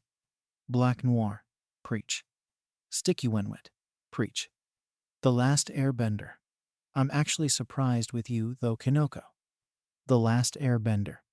I always figured you'd be more into those pretty host types. The Last Airbender. Not buff, green, and nerdy. Princess Peach. He likes my quirk. And he enjoys it when I talk about mushrooms. The Last Airbender. He also thinks your eyes are pretty. Princess Peach. He does. The Last Airbender. I heard him mutter it during training one time.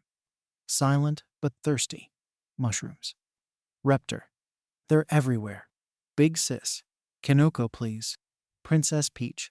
It's fine. Princess Peach. I have it under control. Princess Peach. I can handle this. Princess Peach is offline. Tofavi. God. I love that girl. Big sis. Kosai. Why? The Last Airbender. Honestly. I wanted to see her reaction. The Last Airbender. I was not disappointed. Mulan. I thought we decided to only thirst when all of our schoolwork is finished. Mulan. I still have a present Mike English assignment I have to finish up before Monday. Mulan. You can't do this to me. Reptor. Sorry, my fellow cold-blooded sister. Reptor. The thirst is calling me. Black Noir. Mood. Tofavi. Mood. Sticky Winwit. Mood. Alethe Huntress. Indeed, Mr. Midoriya certainly has many desirable traits, doesn't he? Bunts of steel. Those arms. Reptor. Those thighs. Text face. Black Noir. Screw the thighs, what about what's in between? Horny. Yes, please. Shoda. What does that boy eat? Silent but thirsty. I know something I hope he eats. The Last Airbender. Mood. Reptor. Mood. Flashdance. Mood. Black Noir. Mood. Flashdance. Mood. Tofavi. Mood. Thorncover Edros. Lewd. Ghostbuster. His smile is cute. Big sis. Never change Ryuko. Ghostbuster. Wanna kidnap him? Big sis. Never mind. For the love of all might please change. Black Noir. We should totally kidnap him. Big sis. Please no. Reptor. Girl, you are speaking my language. Horny. Yai. Girls plot. Big sis. Pony, no. Reptor. Pony, yes. Big sis. All of us being horny for Izuku aside. Big sis. Has anyone else noticed how off one is? Horny. You mean besides how they get to sleep under the same roof as my future husband, while I have to be neighbors with Tagara? Scyther. You got a problem with that dwarf? Say it to my face. Big sis. I'm serious. Something is up with 1A. They've been in a funk all week. Bunts of steel. No, I think she's right. Bunts of steel. My girl Aiko has been completely out of it the past few days. Sticky Winwit, you don't think. The Last Airbender. Oh no. Flashdance. The rumor is true. Bunts of steel. The rumor? Alethe Huntress. That Izuku Midoriya is in a relationship with a visiting student. Mulan. What? Mulan. When was I going to be told about this? Reptor. A sad day, my sisters in thirst. Ghostbuster. A sad day indeed. Silent but thirsty. Skeletor meme. Damn it all to hell. Horny. Why? How could this have happened? Flashdance. I don't know about you guys, but I'm totally blaming Nita for this. Sticky Winwit. She was very negative whenever Class 1A is involved. Black Noir. What a mad banquet of darkness. The Last Airbender, oh wow. That really rubbed off on you fast. Bunts of steel. That certainly explains a lot about Aiko. Big sis. We should be happy for him. Shoda. I am. But Mulan. I just wished it was me. The Last Airbender. Mood. Reptor. Mood. Flashdance. Mood. Skeletor meme. Mood. Flashdance mood. Tofavi. Mood. Ghostbuster. I fear my dreams of walking hand in hand with my beloved during the twilight hours are now a distant fantasy. Alethe Huntress. Alas, I too have heard the validity of these rumors. Alethe Huntress. Sakura Sorichi. A first-year student at Shiksu, I believe. Black Noir wait. Shoda. Is that the same dorm room that Wanna blew up? Mulan. They did what? Mulan. I've been inside working on my paper all day. What happened? Reptor. Like a few hours ago, Class 1 straight up yeeted an entire heroics class from Shiksu Academy out of the guest dorms. Reptor. It was pretty fucking sweet. Thorncover Edros. Language. Ghostbuster. So wait. Copycat. Sisters of Class 1B. We have a situation on our hands. Skeletor meme. Did they? Sticky Winwit. Oh crap. Shoda. Hey, Nita is back. Copycat. The harlots of Wana are preparing to steal Izuku Midoriya from us. Ghostbuster. Harlots. Black Noir.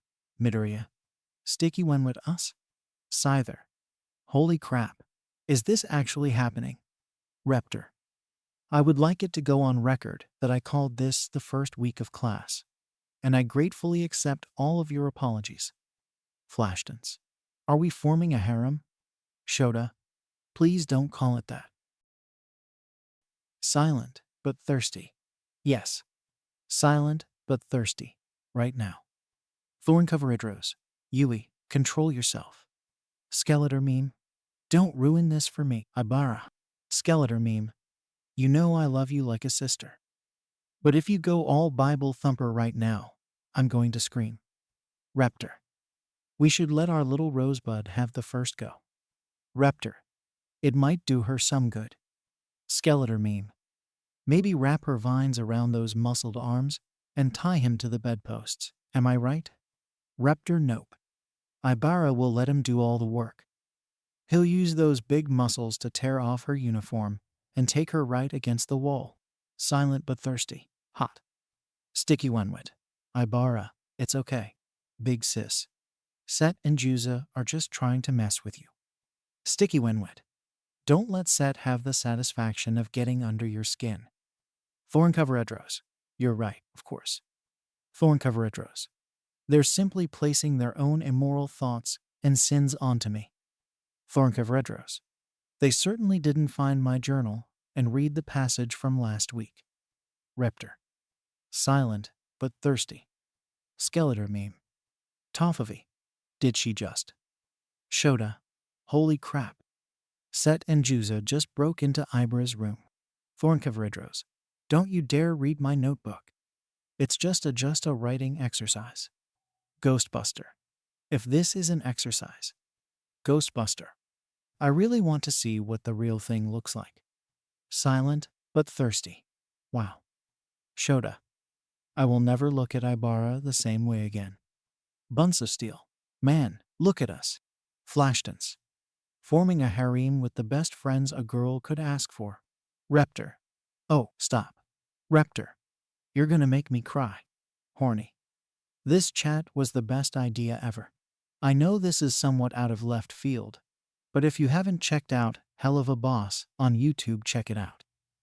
A buddy of mine is one of the talented artists that work on it, and it's pretty good.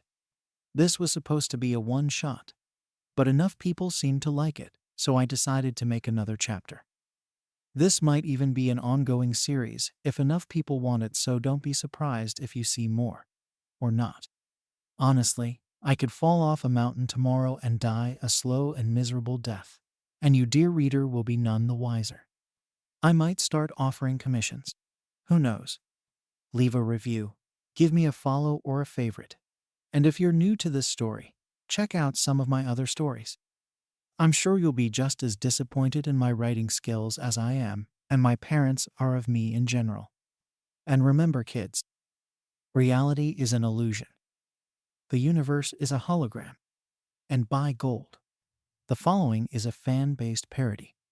I own nothing about this property. It is owned by their respective owners. Please support the official release. The sun had risen several minutes ago, signaling the start of a new day. But to Izuku Midoriya, hero in training and ninth wielder of One for All, it felt as if several hours had already passed since his surroundings became illuminated. Time, he had learned, seemed to have no meaning at the moment, as he laid there as still as he could. He was not a stranger to sleepless nights, not by a long shot. More than once, he had found himself ignoring the comfort of his bed whenever a particular madness had taken hold of him. Sometimes it was a specific online debate over the superiority of one pro-heroine over another. All Might over Endeavor, any day of the week, thank you very much. Sometimes he simply let his mind wander towards a particular creative outlet, whether it be putting the finishing touches on one of his model sets, or the writing and or reading of hero-themed fanfiction. All Might must never know about a specific one about her saving the life of a quirkless boy Izuku may or may not, but certainly did not write when he was in elementary school. But as the sun rose brightly over the horizon, he could think of one thing. Izuku could be entirely sure of the fact that he had never spent an entire night doing this before, even though he was honest enough to admit the thought had crossed his mind a few times during his wildest fantasies. The blaze of the sun shone through the windows of the common room. The morning sun warmed the hills and valleys of smooth skin and soft yet incredibly muscular bodies around him, sending his mind into a fresh chorus of spasms. His mind working overtime to come to terms with the realities of his new normal. Oh yeah, that part might be something he needed to explain to someone. If not anything else, but to confirm what just happened over the last day and a half actually happened. Because wow, did he have trouble believing what had just happened was true? But he digressed. Oh God, yes. He remembered Ochako of all people scream as she shuddered against him. Her smaller hands held his own scarred digits as they floated against the ceiling as she rode out her. He really shouldn't be thinking about that. But, unfortunately, he was likely to lose consciousness before he could escape the tangle of bodies he had found himself in. He needed space to think, and he couldn't think properly when he was tangled up like this. Izuku gulped as he stared upwards towards the ceiling, using the sound of light snoring and the rhythmic breathing of 20 bodies around him to distract himself from the encroaching thoughts and memories. An action that almost went up in smoke when he accidentally caught a whiff of the brown sugar body wash Kaken used. The sweet smell drove Izuku crazy as the blonde turned in her sleep, her naked thighs rubbing against his legs accidentally. Accidentally, Izuku thought with a roll of his eyes.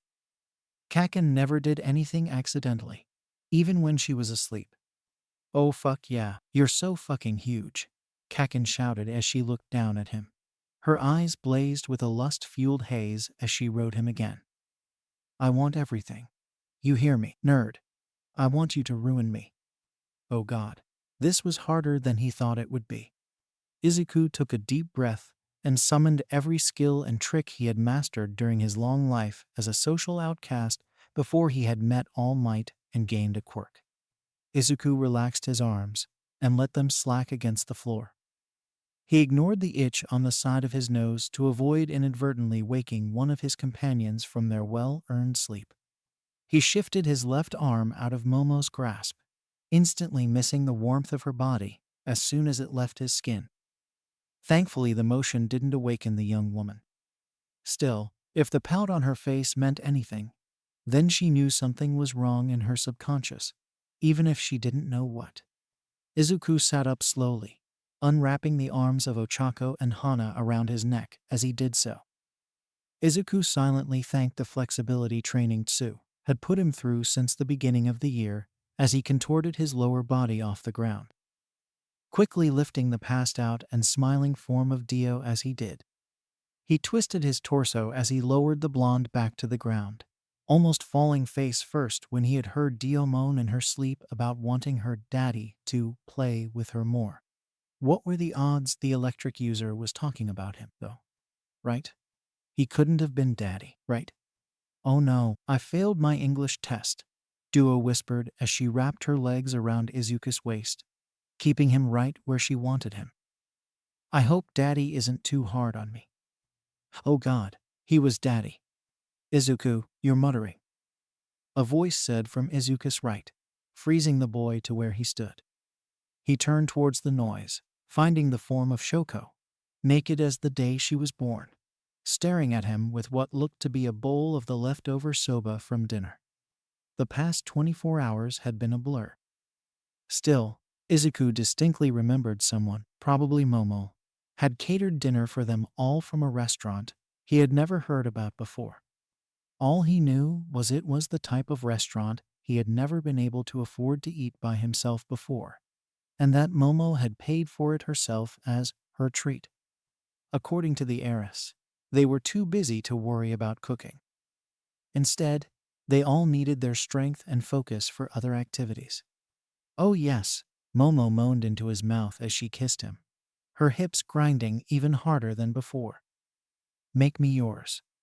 Yeah, activities. Izuku stared at the twin-colored-haired girl.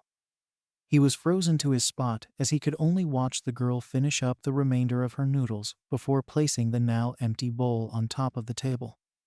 She smiled at him, one of those small smiles she only ever used when they were together, before making her way towards him. Before Izuku could do anything, the girl had cut the difference between the two of them. She wrapped him in a hug before gently bringing him back down onto the floor with the rest of his classmates. Well, classmates might be the wrong word to use now that he thought about it. Wait, were they? Were they all his GG girlfriends? Oh man, Izuku thought to himself as he readjusted his head for Shoko to rest her head in the crook of his neck. The girl readjusting one of the many blankets that littered the floor over the night and day of constant movement. How was he going to tell All Might about this? Would she be disappointed?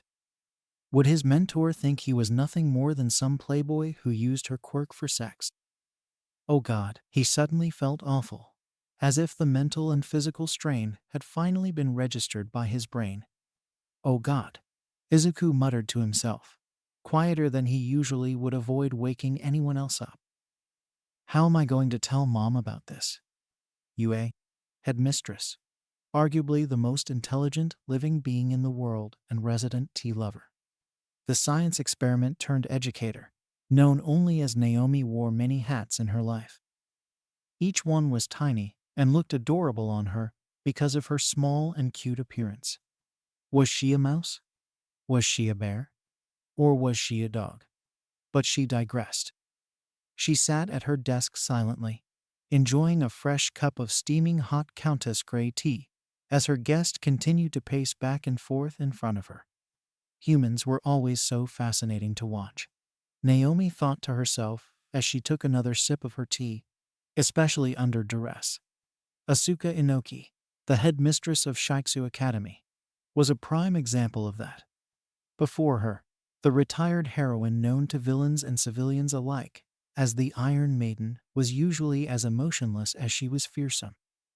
The giant woman, whose quirk granted her strength enough to turn dumbbells into balls of scrap in her hands and transform her body into steel, was as respected as she was feared during her active duty time. But despite being hailed by many in heroics as a constant professional, she was far from the image of stoic perfection she conveyed on the job. The steel-like gray skin of her body was tinged with a red hue, a telltale sign for those who knew her that she was working herself into one of her rare shows of emotion. How dare they, she spoke, her usually calm and even tone breaking from barely contained anger. To think my own students would do something like this. The ironclad headmistress of Shiksu Academy had been a storm of anger when she had entered Nimi's office the previous hour. She took her role as both an educator and den mother for her students seriously. When she had first heard of the members of Class 1 confronting the Shiksu students Saturday evening, Naomi's counterpart had threatened to pull Shiketsu out of the joint training exercise. She had even gone so far as to threaten Naomi's position at UA with a call to the Heroics Commission, which was a mistake on her part. But Naomi chalked that up to the instincts of a mama bear lashing out when her cubs were threatened. Naomi could respect that. She didn't like it, but she understood the emotion. It was something Naomi believed she could use to her advantage. However, Inoki changed once she discovered what had been the cause of what many called the thrashing of Shiketsu. Inoki was a private woman, one who held her personal life close to her chest. Even when fully retired from the life of an active heroine, only a few of her closest confidants knew of Inoki's family life. Many would be shocked to learn that the woman was not only happily married, but a mother of 4 and, as of just a few months ago, a first-time grandmother. A grandmother to a healthy and chubby baby boy.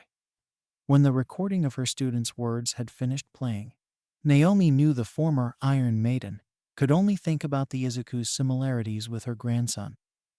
The same baby boy she had made time to have a video call with every night because she couldn't stand going a single day without seeing him. Naomi knew she had the woman right where she wanted her. It is rather disappointing to see such talented young heroines showcase such disappointing opinions, Naomi said as she placed her teacup down on her table. However, I can understand and sympathize with you on this subject. I too see my students as an extension to my family and take situations like this very seriously. Check. Inoki calmed herself. taking a deep breath as she stood up to her full towering 2-meter-tall frame.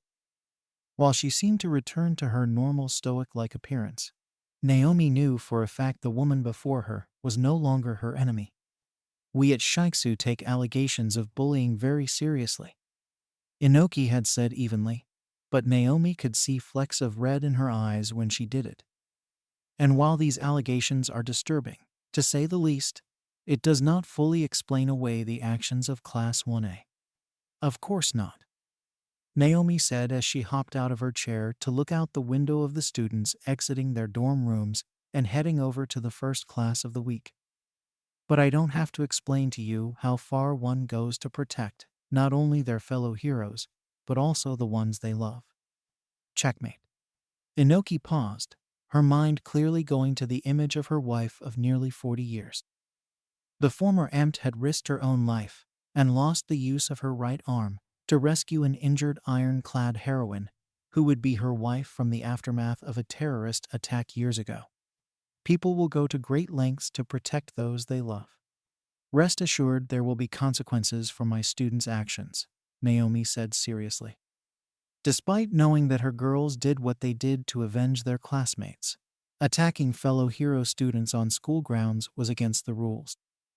Indeed, it was something she didn't want a repeat performance of later. For now, at least.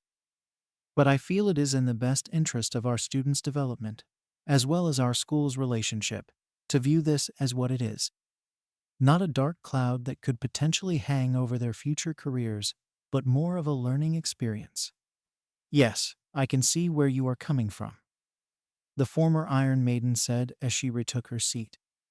Then, finishing the cup of thankfully still hot tea she had ignored when Naomi had played the voice recording Myro had taken. Perhaps this can be a learning experience for my girls. Naomi smiled to herself, glad she had made the decision to allow men entry into her school. Things were far more entertaining this way. It was times like this Shouter regretted volunteering for this particular assignment. Sure, returning to his hometown after years of moving from place to place sounded like a great idea on the surface. He'd be able to reconnect with the friends he had to leave behind when he joined the military and Interpol soon after that. It also meant he could finally return to that great cat cafe he found during his high school years. The pay raise didn't exactly hurt either. Still, Shouta quickly learned that dealing with so many teenaged heroin wannabes was not worth the government paycheck he received. A feeling that only increased after a whole week of not just dealing with his usual problem children, but an entire school's worth of other problem children from across the country. He should have put the effort into getting more than the usual 3 hours of sleep last night. He had a feeling this was going to be a long day. Midoriya, he dryly said, getting the attention of the only other male in the training yard. Kirishima is having trouble with applying her super move to a moving target. Help her out. Why, yes, sir. The teenage boy stammered as he moved away from helping out Ashido and Siro and made his way towards the mentioned redhead. He looked towards the whole of his class. They had been acting odd all day, which was saying something because he had learned over the school year that this particular group of hero trainees was out of their minds and borderline feral. At least in his informed and expert opinion. Growing up with a girl like Hizaha made him an expert in cases like this. His students all seemed distracted, but it certainly wasn't the same reason they were distracted last week either. At least he thought not anyway. Showed aside at the thought. Friday morning, most of his students were sleepwalking through their classes and spacing out, and distracted during many of their joint training sessions. 72 hours later, they were now wholly crushing, as Azaha would enthusiastically scream in his ear, their training, and were seemingly smiling the whole day. What the hell had happened after he left campus for the weekend anyway? When you throw your punch, make sure you twist your hips like this. The resident problem child of class 1 said as he readjusted his classmate's form. The stutter he wore like a favorite shirt ignored as he lost himself in the high of quirk and combat analysis. It will let you keep your balance while not sacrificing any of your power. After seeing it so many times this year, it was a sight that should have been normal to Shouda's eyes. Izuku helped out his classmate to better their quirk usage, but something was different now. Aiko typically was dedicated, if sometimes an easily distracted student. One who would often put effort into ignoring her own attraction to the lone boy of class, Wana, whenever it was time for training. But the redhead was far more affectionate today. She leaned further into Izuku, swaying her hips and almost forcing Izuku's hands onto her hips. He supposed Midnight would call the display youthful, but he was leaning towards inappropriate. Like this, the redhead said coyly. Her own cheeks flushed with color as she felt Izuku's body stiffen from the contact. She stretched her arm back, pushing her bust forward in a deliberate manner. One that made Shota think Midnight was being given too much leeway with her teaching style. He wasn't paid enough to deal with this. Kirishima, the homeroom teacher said, his usual tone tinged with a level of confusion that only a handful of people would recognize. Why don't you give Izuku a break and head over to Shoji and Sito for a while? The redhead frowned, but listened to his words. She left the boy with a toothy smile before she left, her hands lingering on Izuku's shoulder just a bit longer than was necessary. Shouta didn't know precisely the cause of this complete turnaround of behavior his class had been.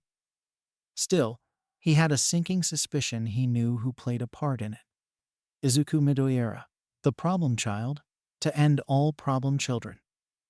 The boy had seemingly been a part of most, if not every single headache Shouta has had since the year had begun. But, by God, Shouta couldn't help but feel just a little respect for the guy for the tenacity it took to consistently get on Shouta's shit list for so many things. Not that he would admit it to him, but the respect was there. If there was a cause for his students' change in behavior, he would bet everything he owned that Midoriya was involved. Knowing the young man the way Shouta did, he wouldn't be surprised to see that he was the course of whatever was happening. He'd have to keep a closer eye on his kids to get to the bottom of this. Hitomi Shinso didn't put much stock in rumors. It wasn't like she wasn't a skeptical person. On the contrary, she was, almost to her detriment in many cases. But more than being a skeptical person, one who tried not to believe everything she heard without evidence to its truth. She just didn't care about whatever was being talked about.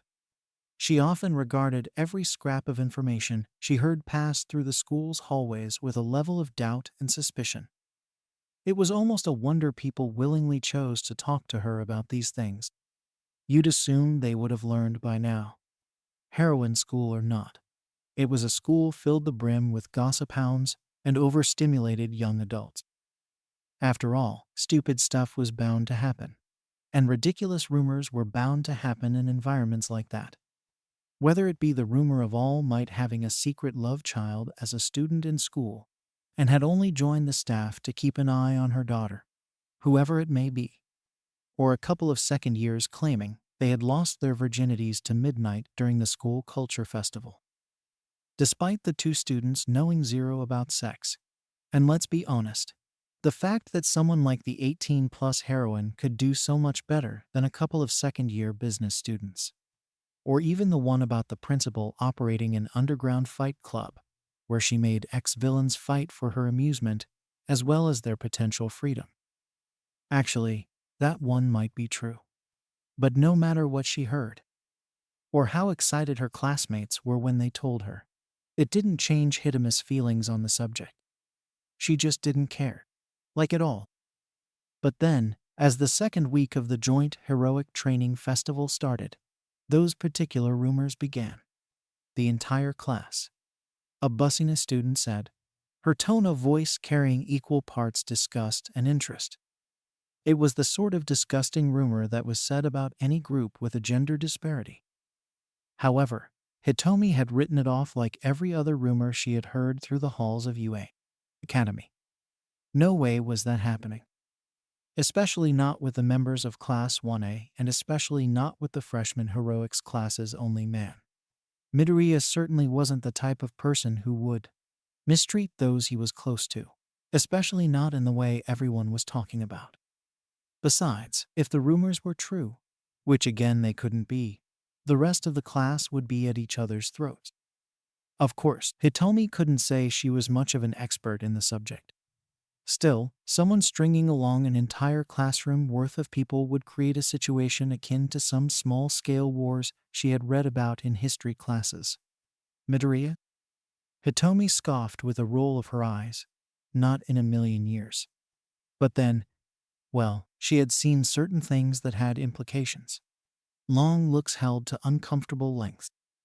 Which Hitomi understood, who here hadn't ever gotten lost in Izuku's eyes whenever he was talking about something he loved. Those things shined like emeralds after all. But this was different. The level of intimacy didn't quite add up to a few friends having an awkward crush on the first boy they ever met. She understood Midoriya had a way with people.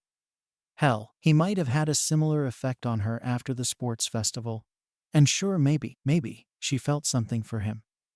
But what she was seeing was ridiculous. Seeing Izuku place a comforting hand on Todoroki's shoulder.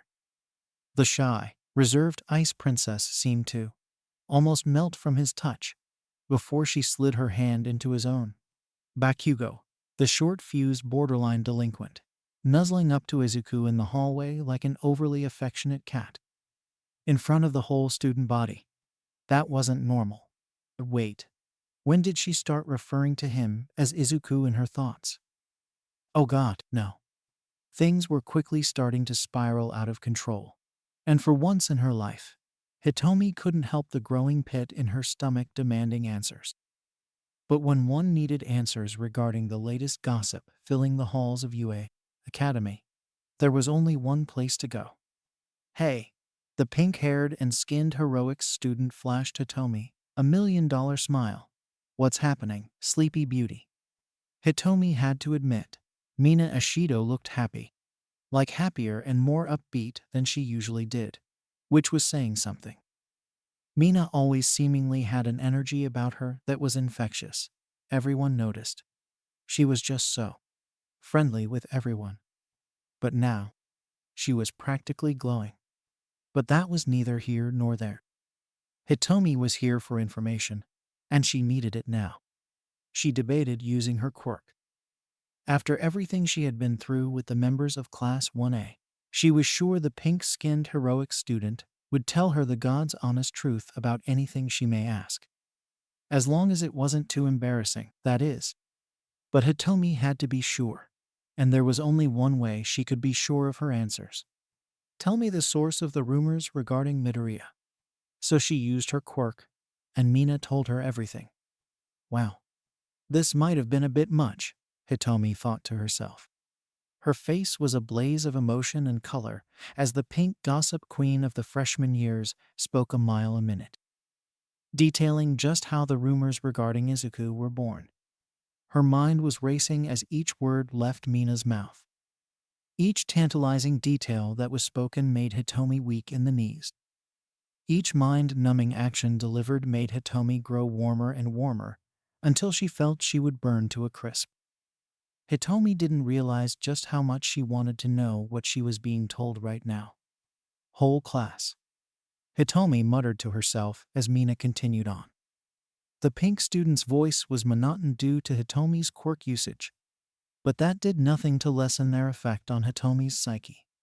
She might have told her a bit too much. Hitomi felt light-headed when Mina described how it felt to have Izuku's scarred hands caressing her with his quirk activated. But Hitomi would be damned if she felt embarrassed about what she had heard. She was far too busy feeling other things right now. You didn't see me, Hitomi said as she tried desperately to control her breathing, effectively cutting off the pink-skinned hero student right before she described just how large. Forget I spoke with you at all today. Hitomi rushed forward, almost barreling into a group of freshman Seijin students before she could get away. She cleared the corner of the hallway, just barely hearing Mina expertly calm the irate visiting student down without missing a single beat. Hitomi took a significant intake of breath as she willed her heartbeat to slow down. She knew what she had to do now, and by God, nothing was going to stop her. But first, she had to head back to the dorms to take an ice-cold shower, or she didn't know what she would do when she saw the boy next. He shouldn't have kept a closer eye on his students. Shouta sat silently in the teacher's lounge. A fresh bottle of American-style bourbon he had gotten from All Might of all people at their office Christmas party stared back at him, almost daring him to drink it. Oh God, he was tempted. But the school day was far from over, and for some reason, he took his job as an educator somewhat seriously, which meant day drinking was out of the question for now. After their morning exercises, Shouta had forced himself to pay attention to his class, even more so than he usually did. This meant for the first time since he had started working at UA, he decided to forego the yellow sleeping bag that had been the trademark of his classroom, which meant he was fully awake to see firsthand just how thirsty his class was. Shouta grimaced at the words he used. Sure, his students were of legal age. As students attempting to become professional heroes, they were considered legal adults in society's eyes. But as the grown adult he was, his students were still basically children in every way in his eyes. So the thought of seeing them in a sexual light made him uncomfortable and slightly sick. But here they were making goo-goo eyes at the lone boy of his class, like he was a piece of meat on display. The lingering stares and light touches, sly smiles were thrown his way when they assumed their teacher wasn't looking. Mina had been staring at Izuku with bedroom's eyes, so much Shouta had actually considered gouging his eyes out just to make it stop. He had hoped it was just a few of them. Ochako was a given. Even he wasn't tired enough to miss the apparent crush the girl had. But, thankfully, for Shouta's own sanity, she was too frightened of the outcome to try anything. He even expected Shoko. Thankfully, the girl was so repressed from her poor and sheltered upbringing that Shouta almost assumed she didn't even see a boy before Izuku. Mina was also a given. As the class flirt, she was someone who would hit on someone every chance she got just to get a reaction out of them. To think she would take meaningless flirting too far was not something Shouta thought seriously about. The less said about Minta, the better. But no, it was everyone. Every single one. Hey, Izuku, Toru had said as she pulled the green-haired boy close to her. You wouldn't mind helping rub out a cramp, would you? It's just my thighs are so tight right now. Come on, Midoriya. I need someone to practice my grappling with, Ojiro said, her tail wagging in the air as she stretched on the mat. So come over here and put me on my back. Hey, Izuku, you wouldn't mind helping me out with my new capture technique? Hana had said, sliding her tape around Izuku's hand and dragging him away. I need to see how effective it is. You wouldn't mind letting me tie you up, would you? Oh hey, Izuku, you some cream on your cheek. Rikita said as she leaned down to whip the leftover glaze of the pastry Izuku had been eating. But don't worry, I got it. You know how much I love leftover cream. Hey, Midoriya, Tsu said, stretching her leg against the top of her chair. How do you like my new knee socks? Had this been happening the whole time? Was he just realizing this? No, he thought to himself, placing the bottle out of sight to avoid unwanted temptation. This was something new. Something must have happened this weekend to explain all of this. Shouta closed his eyes in an attempt to clear his thoughts. There had to be an explanation for all this. Shouta just had to think about what it was. Shouta's eyes widened as he reached for his phone. There was only one place he could go to get the answers he was looking for. God help him. Welcome to the UA Faculty General Channel. This channel allows faculty members to interact online in a casual environment on campus or at home. Keep in mind that while this channel is a conversational channel, it is also UA affiliated, at least internally. With the legal invoice out of the way, this is supposed to be casual and free, and I will stand by that to the end. Have fun. Headmistress Naomi. Shouta Aizawa has entered the chat. Shouta Aizawa. All right, what happened? Out off this world. Shouta? Ishrimingintathivoid. You finally joined the group chat. Screaming into the void. Oh, happy day. One woman flash mob. Mike, please don't make this weird. One woman flash mob. You're gonna scare him off. Midnight. What's going on? Eraser daddy. One woman flash mob. Oh, never mind. Vampire mommy. Shout out. Fancy seeing you here. Vampire mommy. Oh, damn it, Mike. Why did you change my name to this? Vampire mommy. Change it back. Screaming into the void. Nah. Hell's Kitchen. What's up, good looking? Hell's Kitchen. What you got cooking? Man's best friend. Why are you all so thirsty? It's only Monday. Shouta Aizawa. Now I remember why I've never used this chat before today. 360 Noscope. Howdy, partner. What do we owe the pleasure?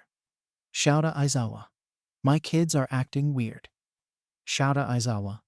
More than they usually are. Shouta Aizawa. What happened after I left campus Friday?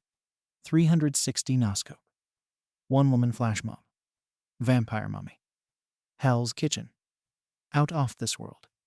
Man's best friend. Stone Cold Fox. Power loader. Screaming into the void. Well, about that. Midnight. They beat up Shiksu High. Shouta Aizawa. They did what? Shouta Aizawa. Why wasn't I told about this? Stone Cold Fox. They're my kids Monday, Friday. Stone Cold Fox. But my weekends are for sleeping past noon and cat cafes. Hell's Kitchen. Those are direct quotes. Shouta Aizawa. Out off this world. Besides. Out off this world. You had little Airy the whole weekend. Midnight.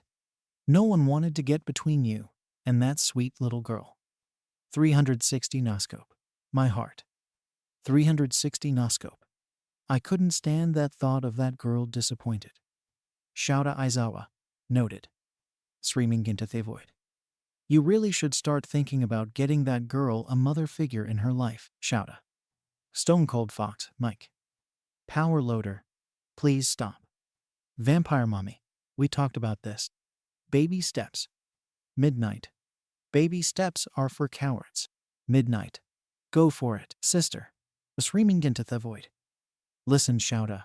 We've known each other for a long time. And I know raising a child on your own can be tricky. Screaming into the void. But if you need any help in that particular field, let me know. Shouta Aizawa. Shouta Awewa has left the chat. Screaming into the void, because I know a few. Man's best friend. Damn it. One woman flash mom. Mike. What did I just say? Vampire mommy. If you make it weird, you're gonna scare him off. Screaming into the void. Sorry. Midnight. Don't worry, my sweet little parakeet. Midnight. Mama Midnight has a plan. Midnight has invited Emi Fukukudodo into the chat. Midnight. Joke. I have a proposition for you. Emi Fukukudodo has changed her name to Harlequin. Harlequin. I'm listening. The UA cafeteria was usually a hub of activity during the lunch period, when students of different classes and years could mingle while discussing the recent events of the day. Some would converse with their friends, loudly sharing jokes with one another as they stuffed themselves with the 5-star quality food an organization like UA could supply. Others took the time between classes to make up for lost time regarding missing homework for an upcoming class or last-minute study time for a test or quiz they were nervous over. The week had been a storm of activity regarding the influx of hundreds of would-be heroines descending on their school. Friendships were formed, romances blossomed, and lifelong rivals were born during the first week of the first ever inter-school joint training festival. All of that was swiftly forgotten, however, as each and every I seemed to gravitate towns the student body of UA. Class 1A. No, no, no, no, no, no, Ochako had shouted, slapping her hand against the table with righteous fury as she stared at her classmates. Just because you knew him the longest does not immediately grant you first date privileges. Why the hell not? Katsuki said defiantly and loudly, meeting the challenge offered to her right as the lead in whatever polyamorous relationship they found themselves in. My old hag and Auntie and Co. have been planning our wedding since we were 3. I was the first friend he made at UA, Ochako shouted back, her face mere inches away from the explosive quirk user. And I'm using my best friend privilege. The hell you're not, round face, the blonde said, her hand crackling with small explosions as she glared daggers at the brunette. I've had this called since before you even knew the nerd. The question as to when and how each member of the class won a polycule would get their first one-on-one date with their shared boyfriend was a topic of debate. One that had emotions running high, to the point that it was decided that a special raffle would be held once every member of the group had assembled together. Each class member would be given a number and picked at random, until each young woman was given their own individual date. A more structured schedule was needed in the future, of course, to accommodate every member. Still, with 20 eligible candidates, time would be a significant factor. Thankfully, the random raffle would allow them the time and patience to properly discuss each issue given by each member. Despite the agreement, the more competitive class members chose to argue over which number they were to be given. Katsuki, who had declared offhand that she would take number 1, as the woman who knew Izuku the longest out of everyone, was met with derision from the class. None more than the hostility from Ochako, who claimed the number 1 spot as the first friend Izuku made in UA. The remaining members of Class 1 looked on in silence, either content to watch the unfolding chaos silently or far too busy making bets with one another to see which of their friends would win out in the end. The blackboard behind Hanashiro said Ochako was the odds-on favorite. Still, everyone knew never to fully count out Katsuki Bakugo for any reason, especially in situations of the heart. It was then Shoko decided to put into the conversation with her own 2 cents. Considering I'm the first to know about Izuku's secret mother, I think I should be the one who goes first. The declaration stunned the 2 other women, who paused their glaring at one another to look at their scarred friend with shocked eyes. Katsumi specifically made her frustration known. She slammed her hand down with a thud as she stared at the half menace in front of her. What the hell are you even talking about? The circle devolved further into chaos as the rest of Class 1 looked on in wonder at the unfolding scene. They've been like this all afternoon, Dio said as she took a seat, her tray of food showing she had abstained from her usual food staple of junk food and carbonated sugar, with a more well-balanced diet of lean protein and vegetables. A dietary change suggested to her by Sai, her new boyfriend. Dio sighed dreamingly as she remembered Izuku's strong hands clasping her own during breakfast. He had advised her on how to mitigate the issues her quirk gave her. She could already see a massive difference in her power output, and it hadn't even been a full day yet. Her Izuku was so perfect. And we lost Kaminari, Toru said, snapping her fingers in front of her blonde friend in hopes of waking her out of whatever daydream she had so quickly fallen into. Should we do something? She'll be fine, Ribbit, Suyu said as she bites into her jelly-filled pastry. Her favorite jelly-filled pastry that Izuku had made it a point to make sure was stocked in the fridge every time he went food shopping. Izuku really was the best. She's been going in and out like that all day. Can't rightfully blame her, though, Toru said, retaking her seat. I've been on cloud 9 all day long. The members of WANA at the lunch table, currently not daydreaming or arguing, couldn't help but agree. Today may have been the best day of school any of them could ever remember having. The classes were fast and energetic. Their minds seemingly moved faster than they would normally. Even Mina and Doi, girls who had struggled with the academic portions of their school life, had seemingly thrived all day, answering questions correctly and even confidently passing the pop quiz in Presentmix English class. It was as if the sun had come out and burned away the dark cloud that had hung over them the week prior. A sun with green hair and freckles that could melt their anxieties away with a single word of encouragement. Not to mention the sex. That was pretty awesome too. Where is the green bean anyway? Rikita sat down at the table.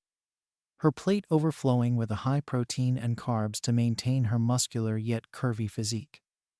I kind of wanted to get a repeat of breakfast. You know what I mean? Howls and whistles met the woman's implication.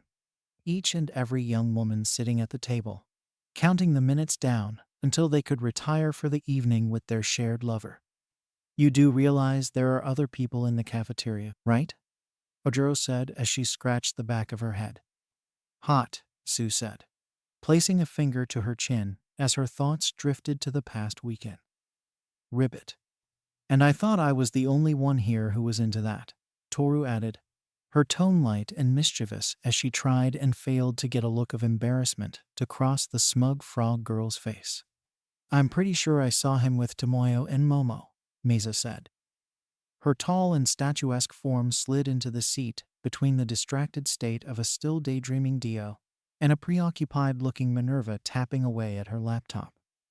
Something about needing his help with some class representative stuff. Makes sense, Mina said with a lecherous smile on her face. Who else is better dealing with student body issues than Izuku?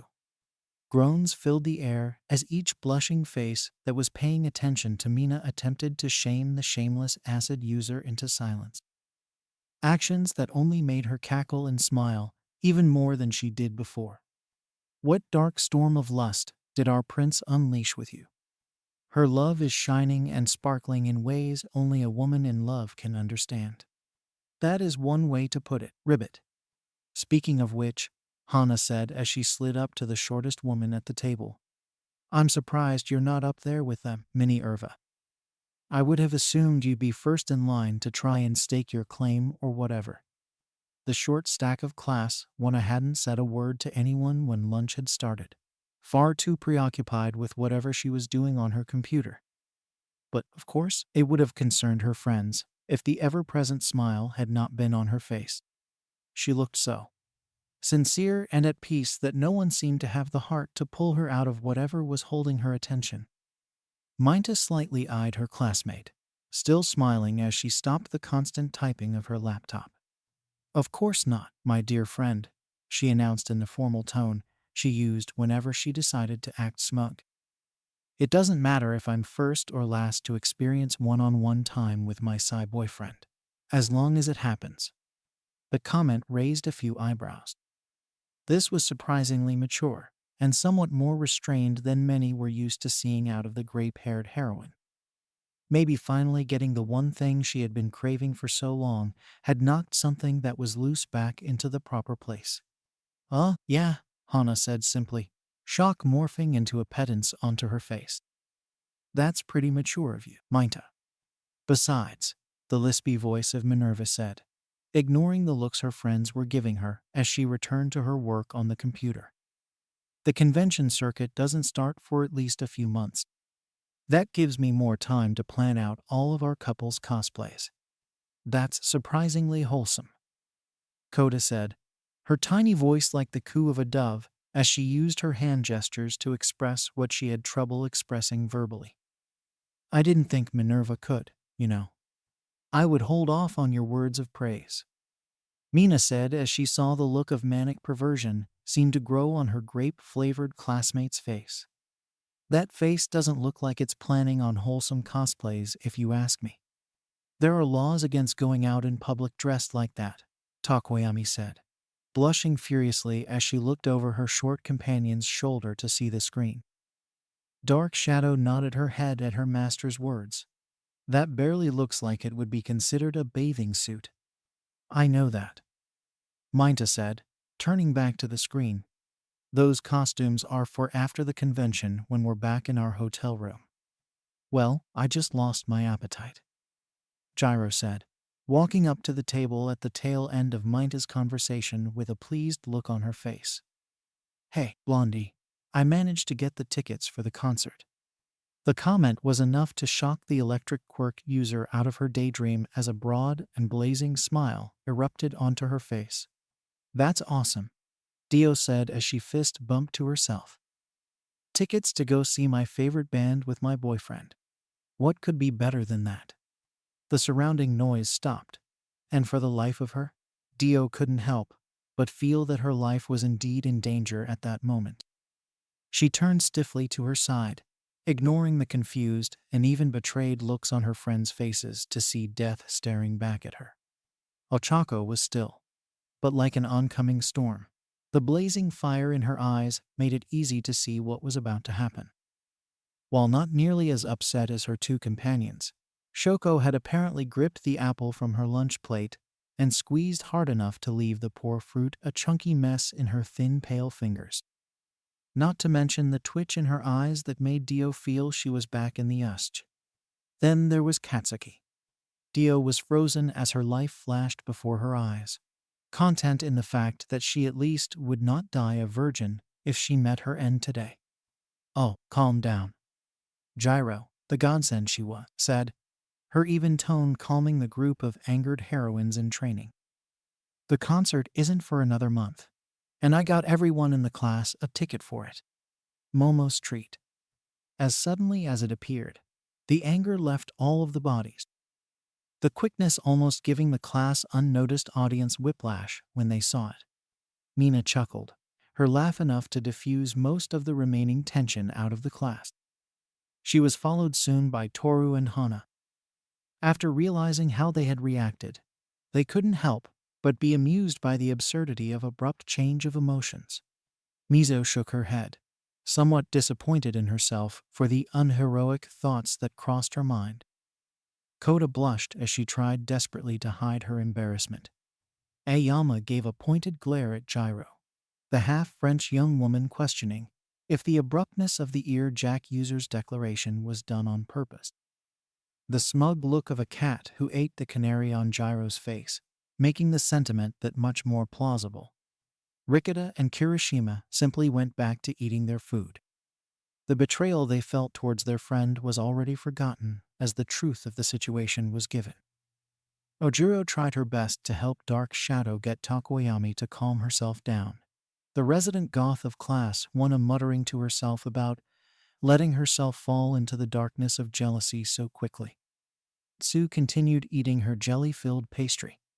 "Sorry about that," Ochako said, her brown eyes softer than they were a moment ago. "We overreacted." "Most unbecoming," Shoko said. The ice and fire quirk user looking apologetically at Dio and the rest of her class. "Yeah," Katsuki said as she let her anger drift away from her. Her glare remaining on her face, but holding none of the fire it did a moment before. Whatever. Content, knowing that was the closest thing to an apology anyone had ever gotten out of the explosive blonde staggered Dio. The electric blonde stood up straighter than before with an easy smile back on her face. "No problem, guys," she said with her usual smile. "I really should have mentioned this, knowing how hard you guys were going. It is my bad." "No, it is not. We overreacted," Ochacho said seriously. Her tone was a far cry from the competitive rumble it had been when she was arguing with Katsuki and Shoko. "You didn't deserve to be treated like that." Before Dio could respond with the hug she intended to respond with, something caught her attention. That something seemed to catch the attention of every other member of Class 1A. Then, finally, the door to the cafeteria swung open as 20 individual sets of footsteps echoed in the air. Class 1B entered the cafeteria with a purpose. Looks of determination and resolution plastered on each and every young woman's face as they followed their class representative, Izuku Kendo, and the copycat quirk user Nita Monoma towards the table occupied by their sister class. "Well," Tsu croaked, finishing the last bite of the pastry Izuku had gotten for her lunch, "this looks ominous." Katsuki growled as she caught the sight of the smug look on Monoma's face. However, before anyone could say a word, another sound erupted from the opposite end of the room. As Tomoyo Ida and Momo Yaoyorozu, Class 1A President and Vice President respectively entered the cafeteria, their faces showing all who saw them that the two meant business. "Okay, what the hell is happening?" Dio said, concisely putting the thoughts of most of her entire class into words. "Did I miss something?" Well, Monoma said, her smug tone doing little to soothe the anxiety of the rest of the cafeteria. "Look what we have here. Fancy seeing class 1A here of all places. This is the cafeteria," Sue said bluntly, already too tired to deal with whatever class 1B was trying to do. "We have lunch here at this exact time every school day." "That's right," Awais said, looking like she was priming herself to say something before faltering to the frog girl's bluntness. "I didn't think that one through." "Hello, Kendo." "Momo," the redhead said, her voice polite as she stared hard at her counterparts. "Good to see you too, Tomoyo-san. While it's always good to see my fellow class representatives outside our class responsibilities," the blue-haired student said as she nodded her head to greet Shota. "But, unfortunately, I fear that this is not a friendly visit." "You can say that," the redhead student said, her voice serious as she took a step forward. "However, I felt it was only suitable to come to you in person to say what needs to be said." "And what's that?" Momo said, asking the 10 billion yen question that hung in the air. "That as of today, the redhead spoke, gesturing to the rest of her class behind her, as well as the rest of Class 1B, will be in a romantic relationship with Izuku Midoriya." The room became silent, no one daring to move or say anything in fear of breaking the barely held together peace. Class 1A was stunned, but the eyes of a few held no surprise as they stared at their sister class with barely held contempt. Katsuki had begun reflexively cracking and stretching her knuckles, the desire of a confrontation growing with each second. Unfortunately, she was far from alone, as each member of Class 1A reacted similarly to the challenge before them. The rest of the cafeteria stood stunned. Not only were the rumors of Izuku Midoriya, one of the few male students the prestigious school had ever enrolled, being in a relationship with his entire class true, but now the rest of the freshman hero course students were also interested in the green-haired boy. Many in the business and general studies classes began to reevaluate their opinion on the boy. Many visiting students were left to silently wonder what the young man could do to get 39 promising young heroines to show interest in him. Students of the support class didn't seem surprised, however. Anyone who could get Mei Hatsum to pay attention to anything else besides her babies must have been literal magic. Speaking of which. Yes. The pink-haired hurricane of the support department barreled through the doors Class B had entered through only minutes prior. Her eyes were ablaze with the usual chaotic energy that had become her default during her time at the school. Muscle's brand new hero costume has been approved, so who's ready to see some skin tight? Mei stopped herself from speaking as she walked into the middle of the mob of hero students. Mei's eyes betrayed none of the confusion that dominated the room as she looked at each face that stared at her. "Oh wow," she said after a moment of silence, as if she had counted the number of women in front of her in her head. "Is there more of you guys today? 'Cause I don't recognize some of you from over the weekend."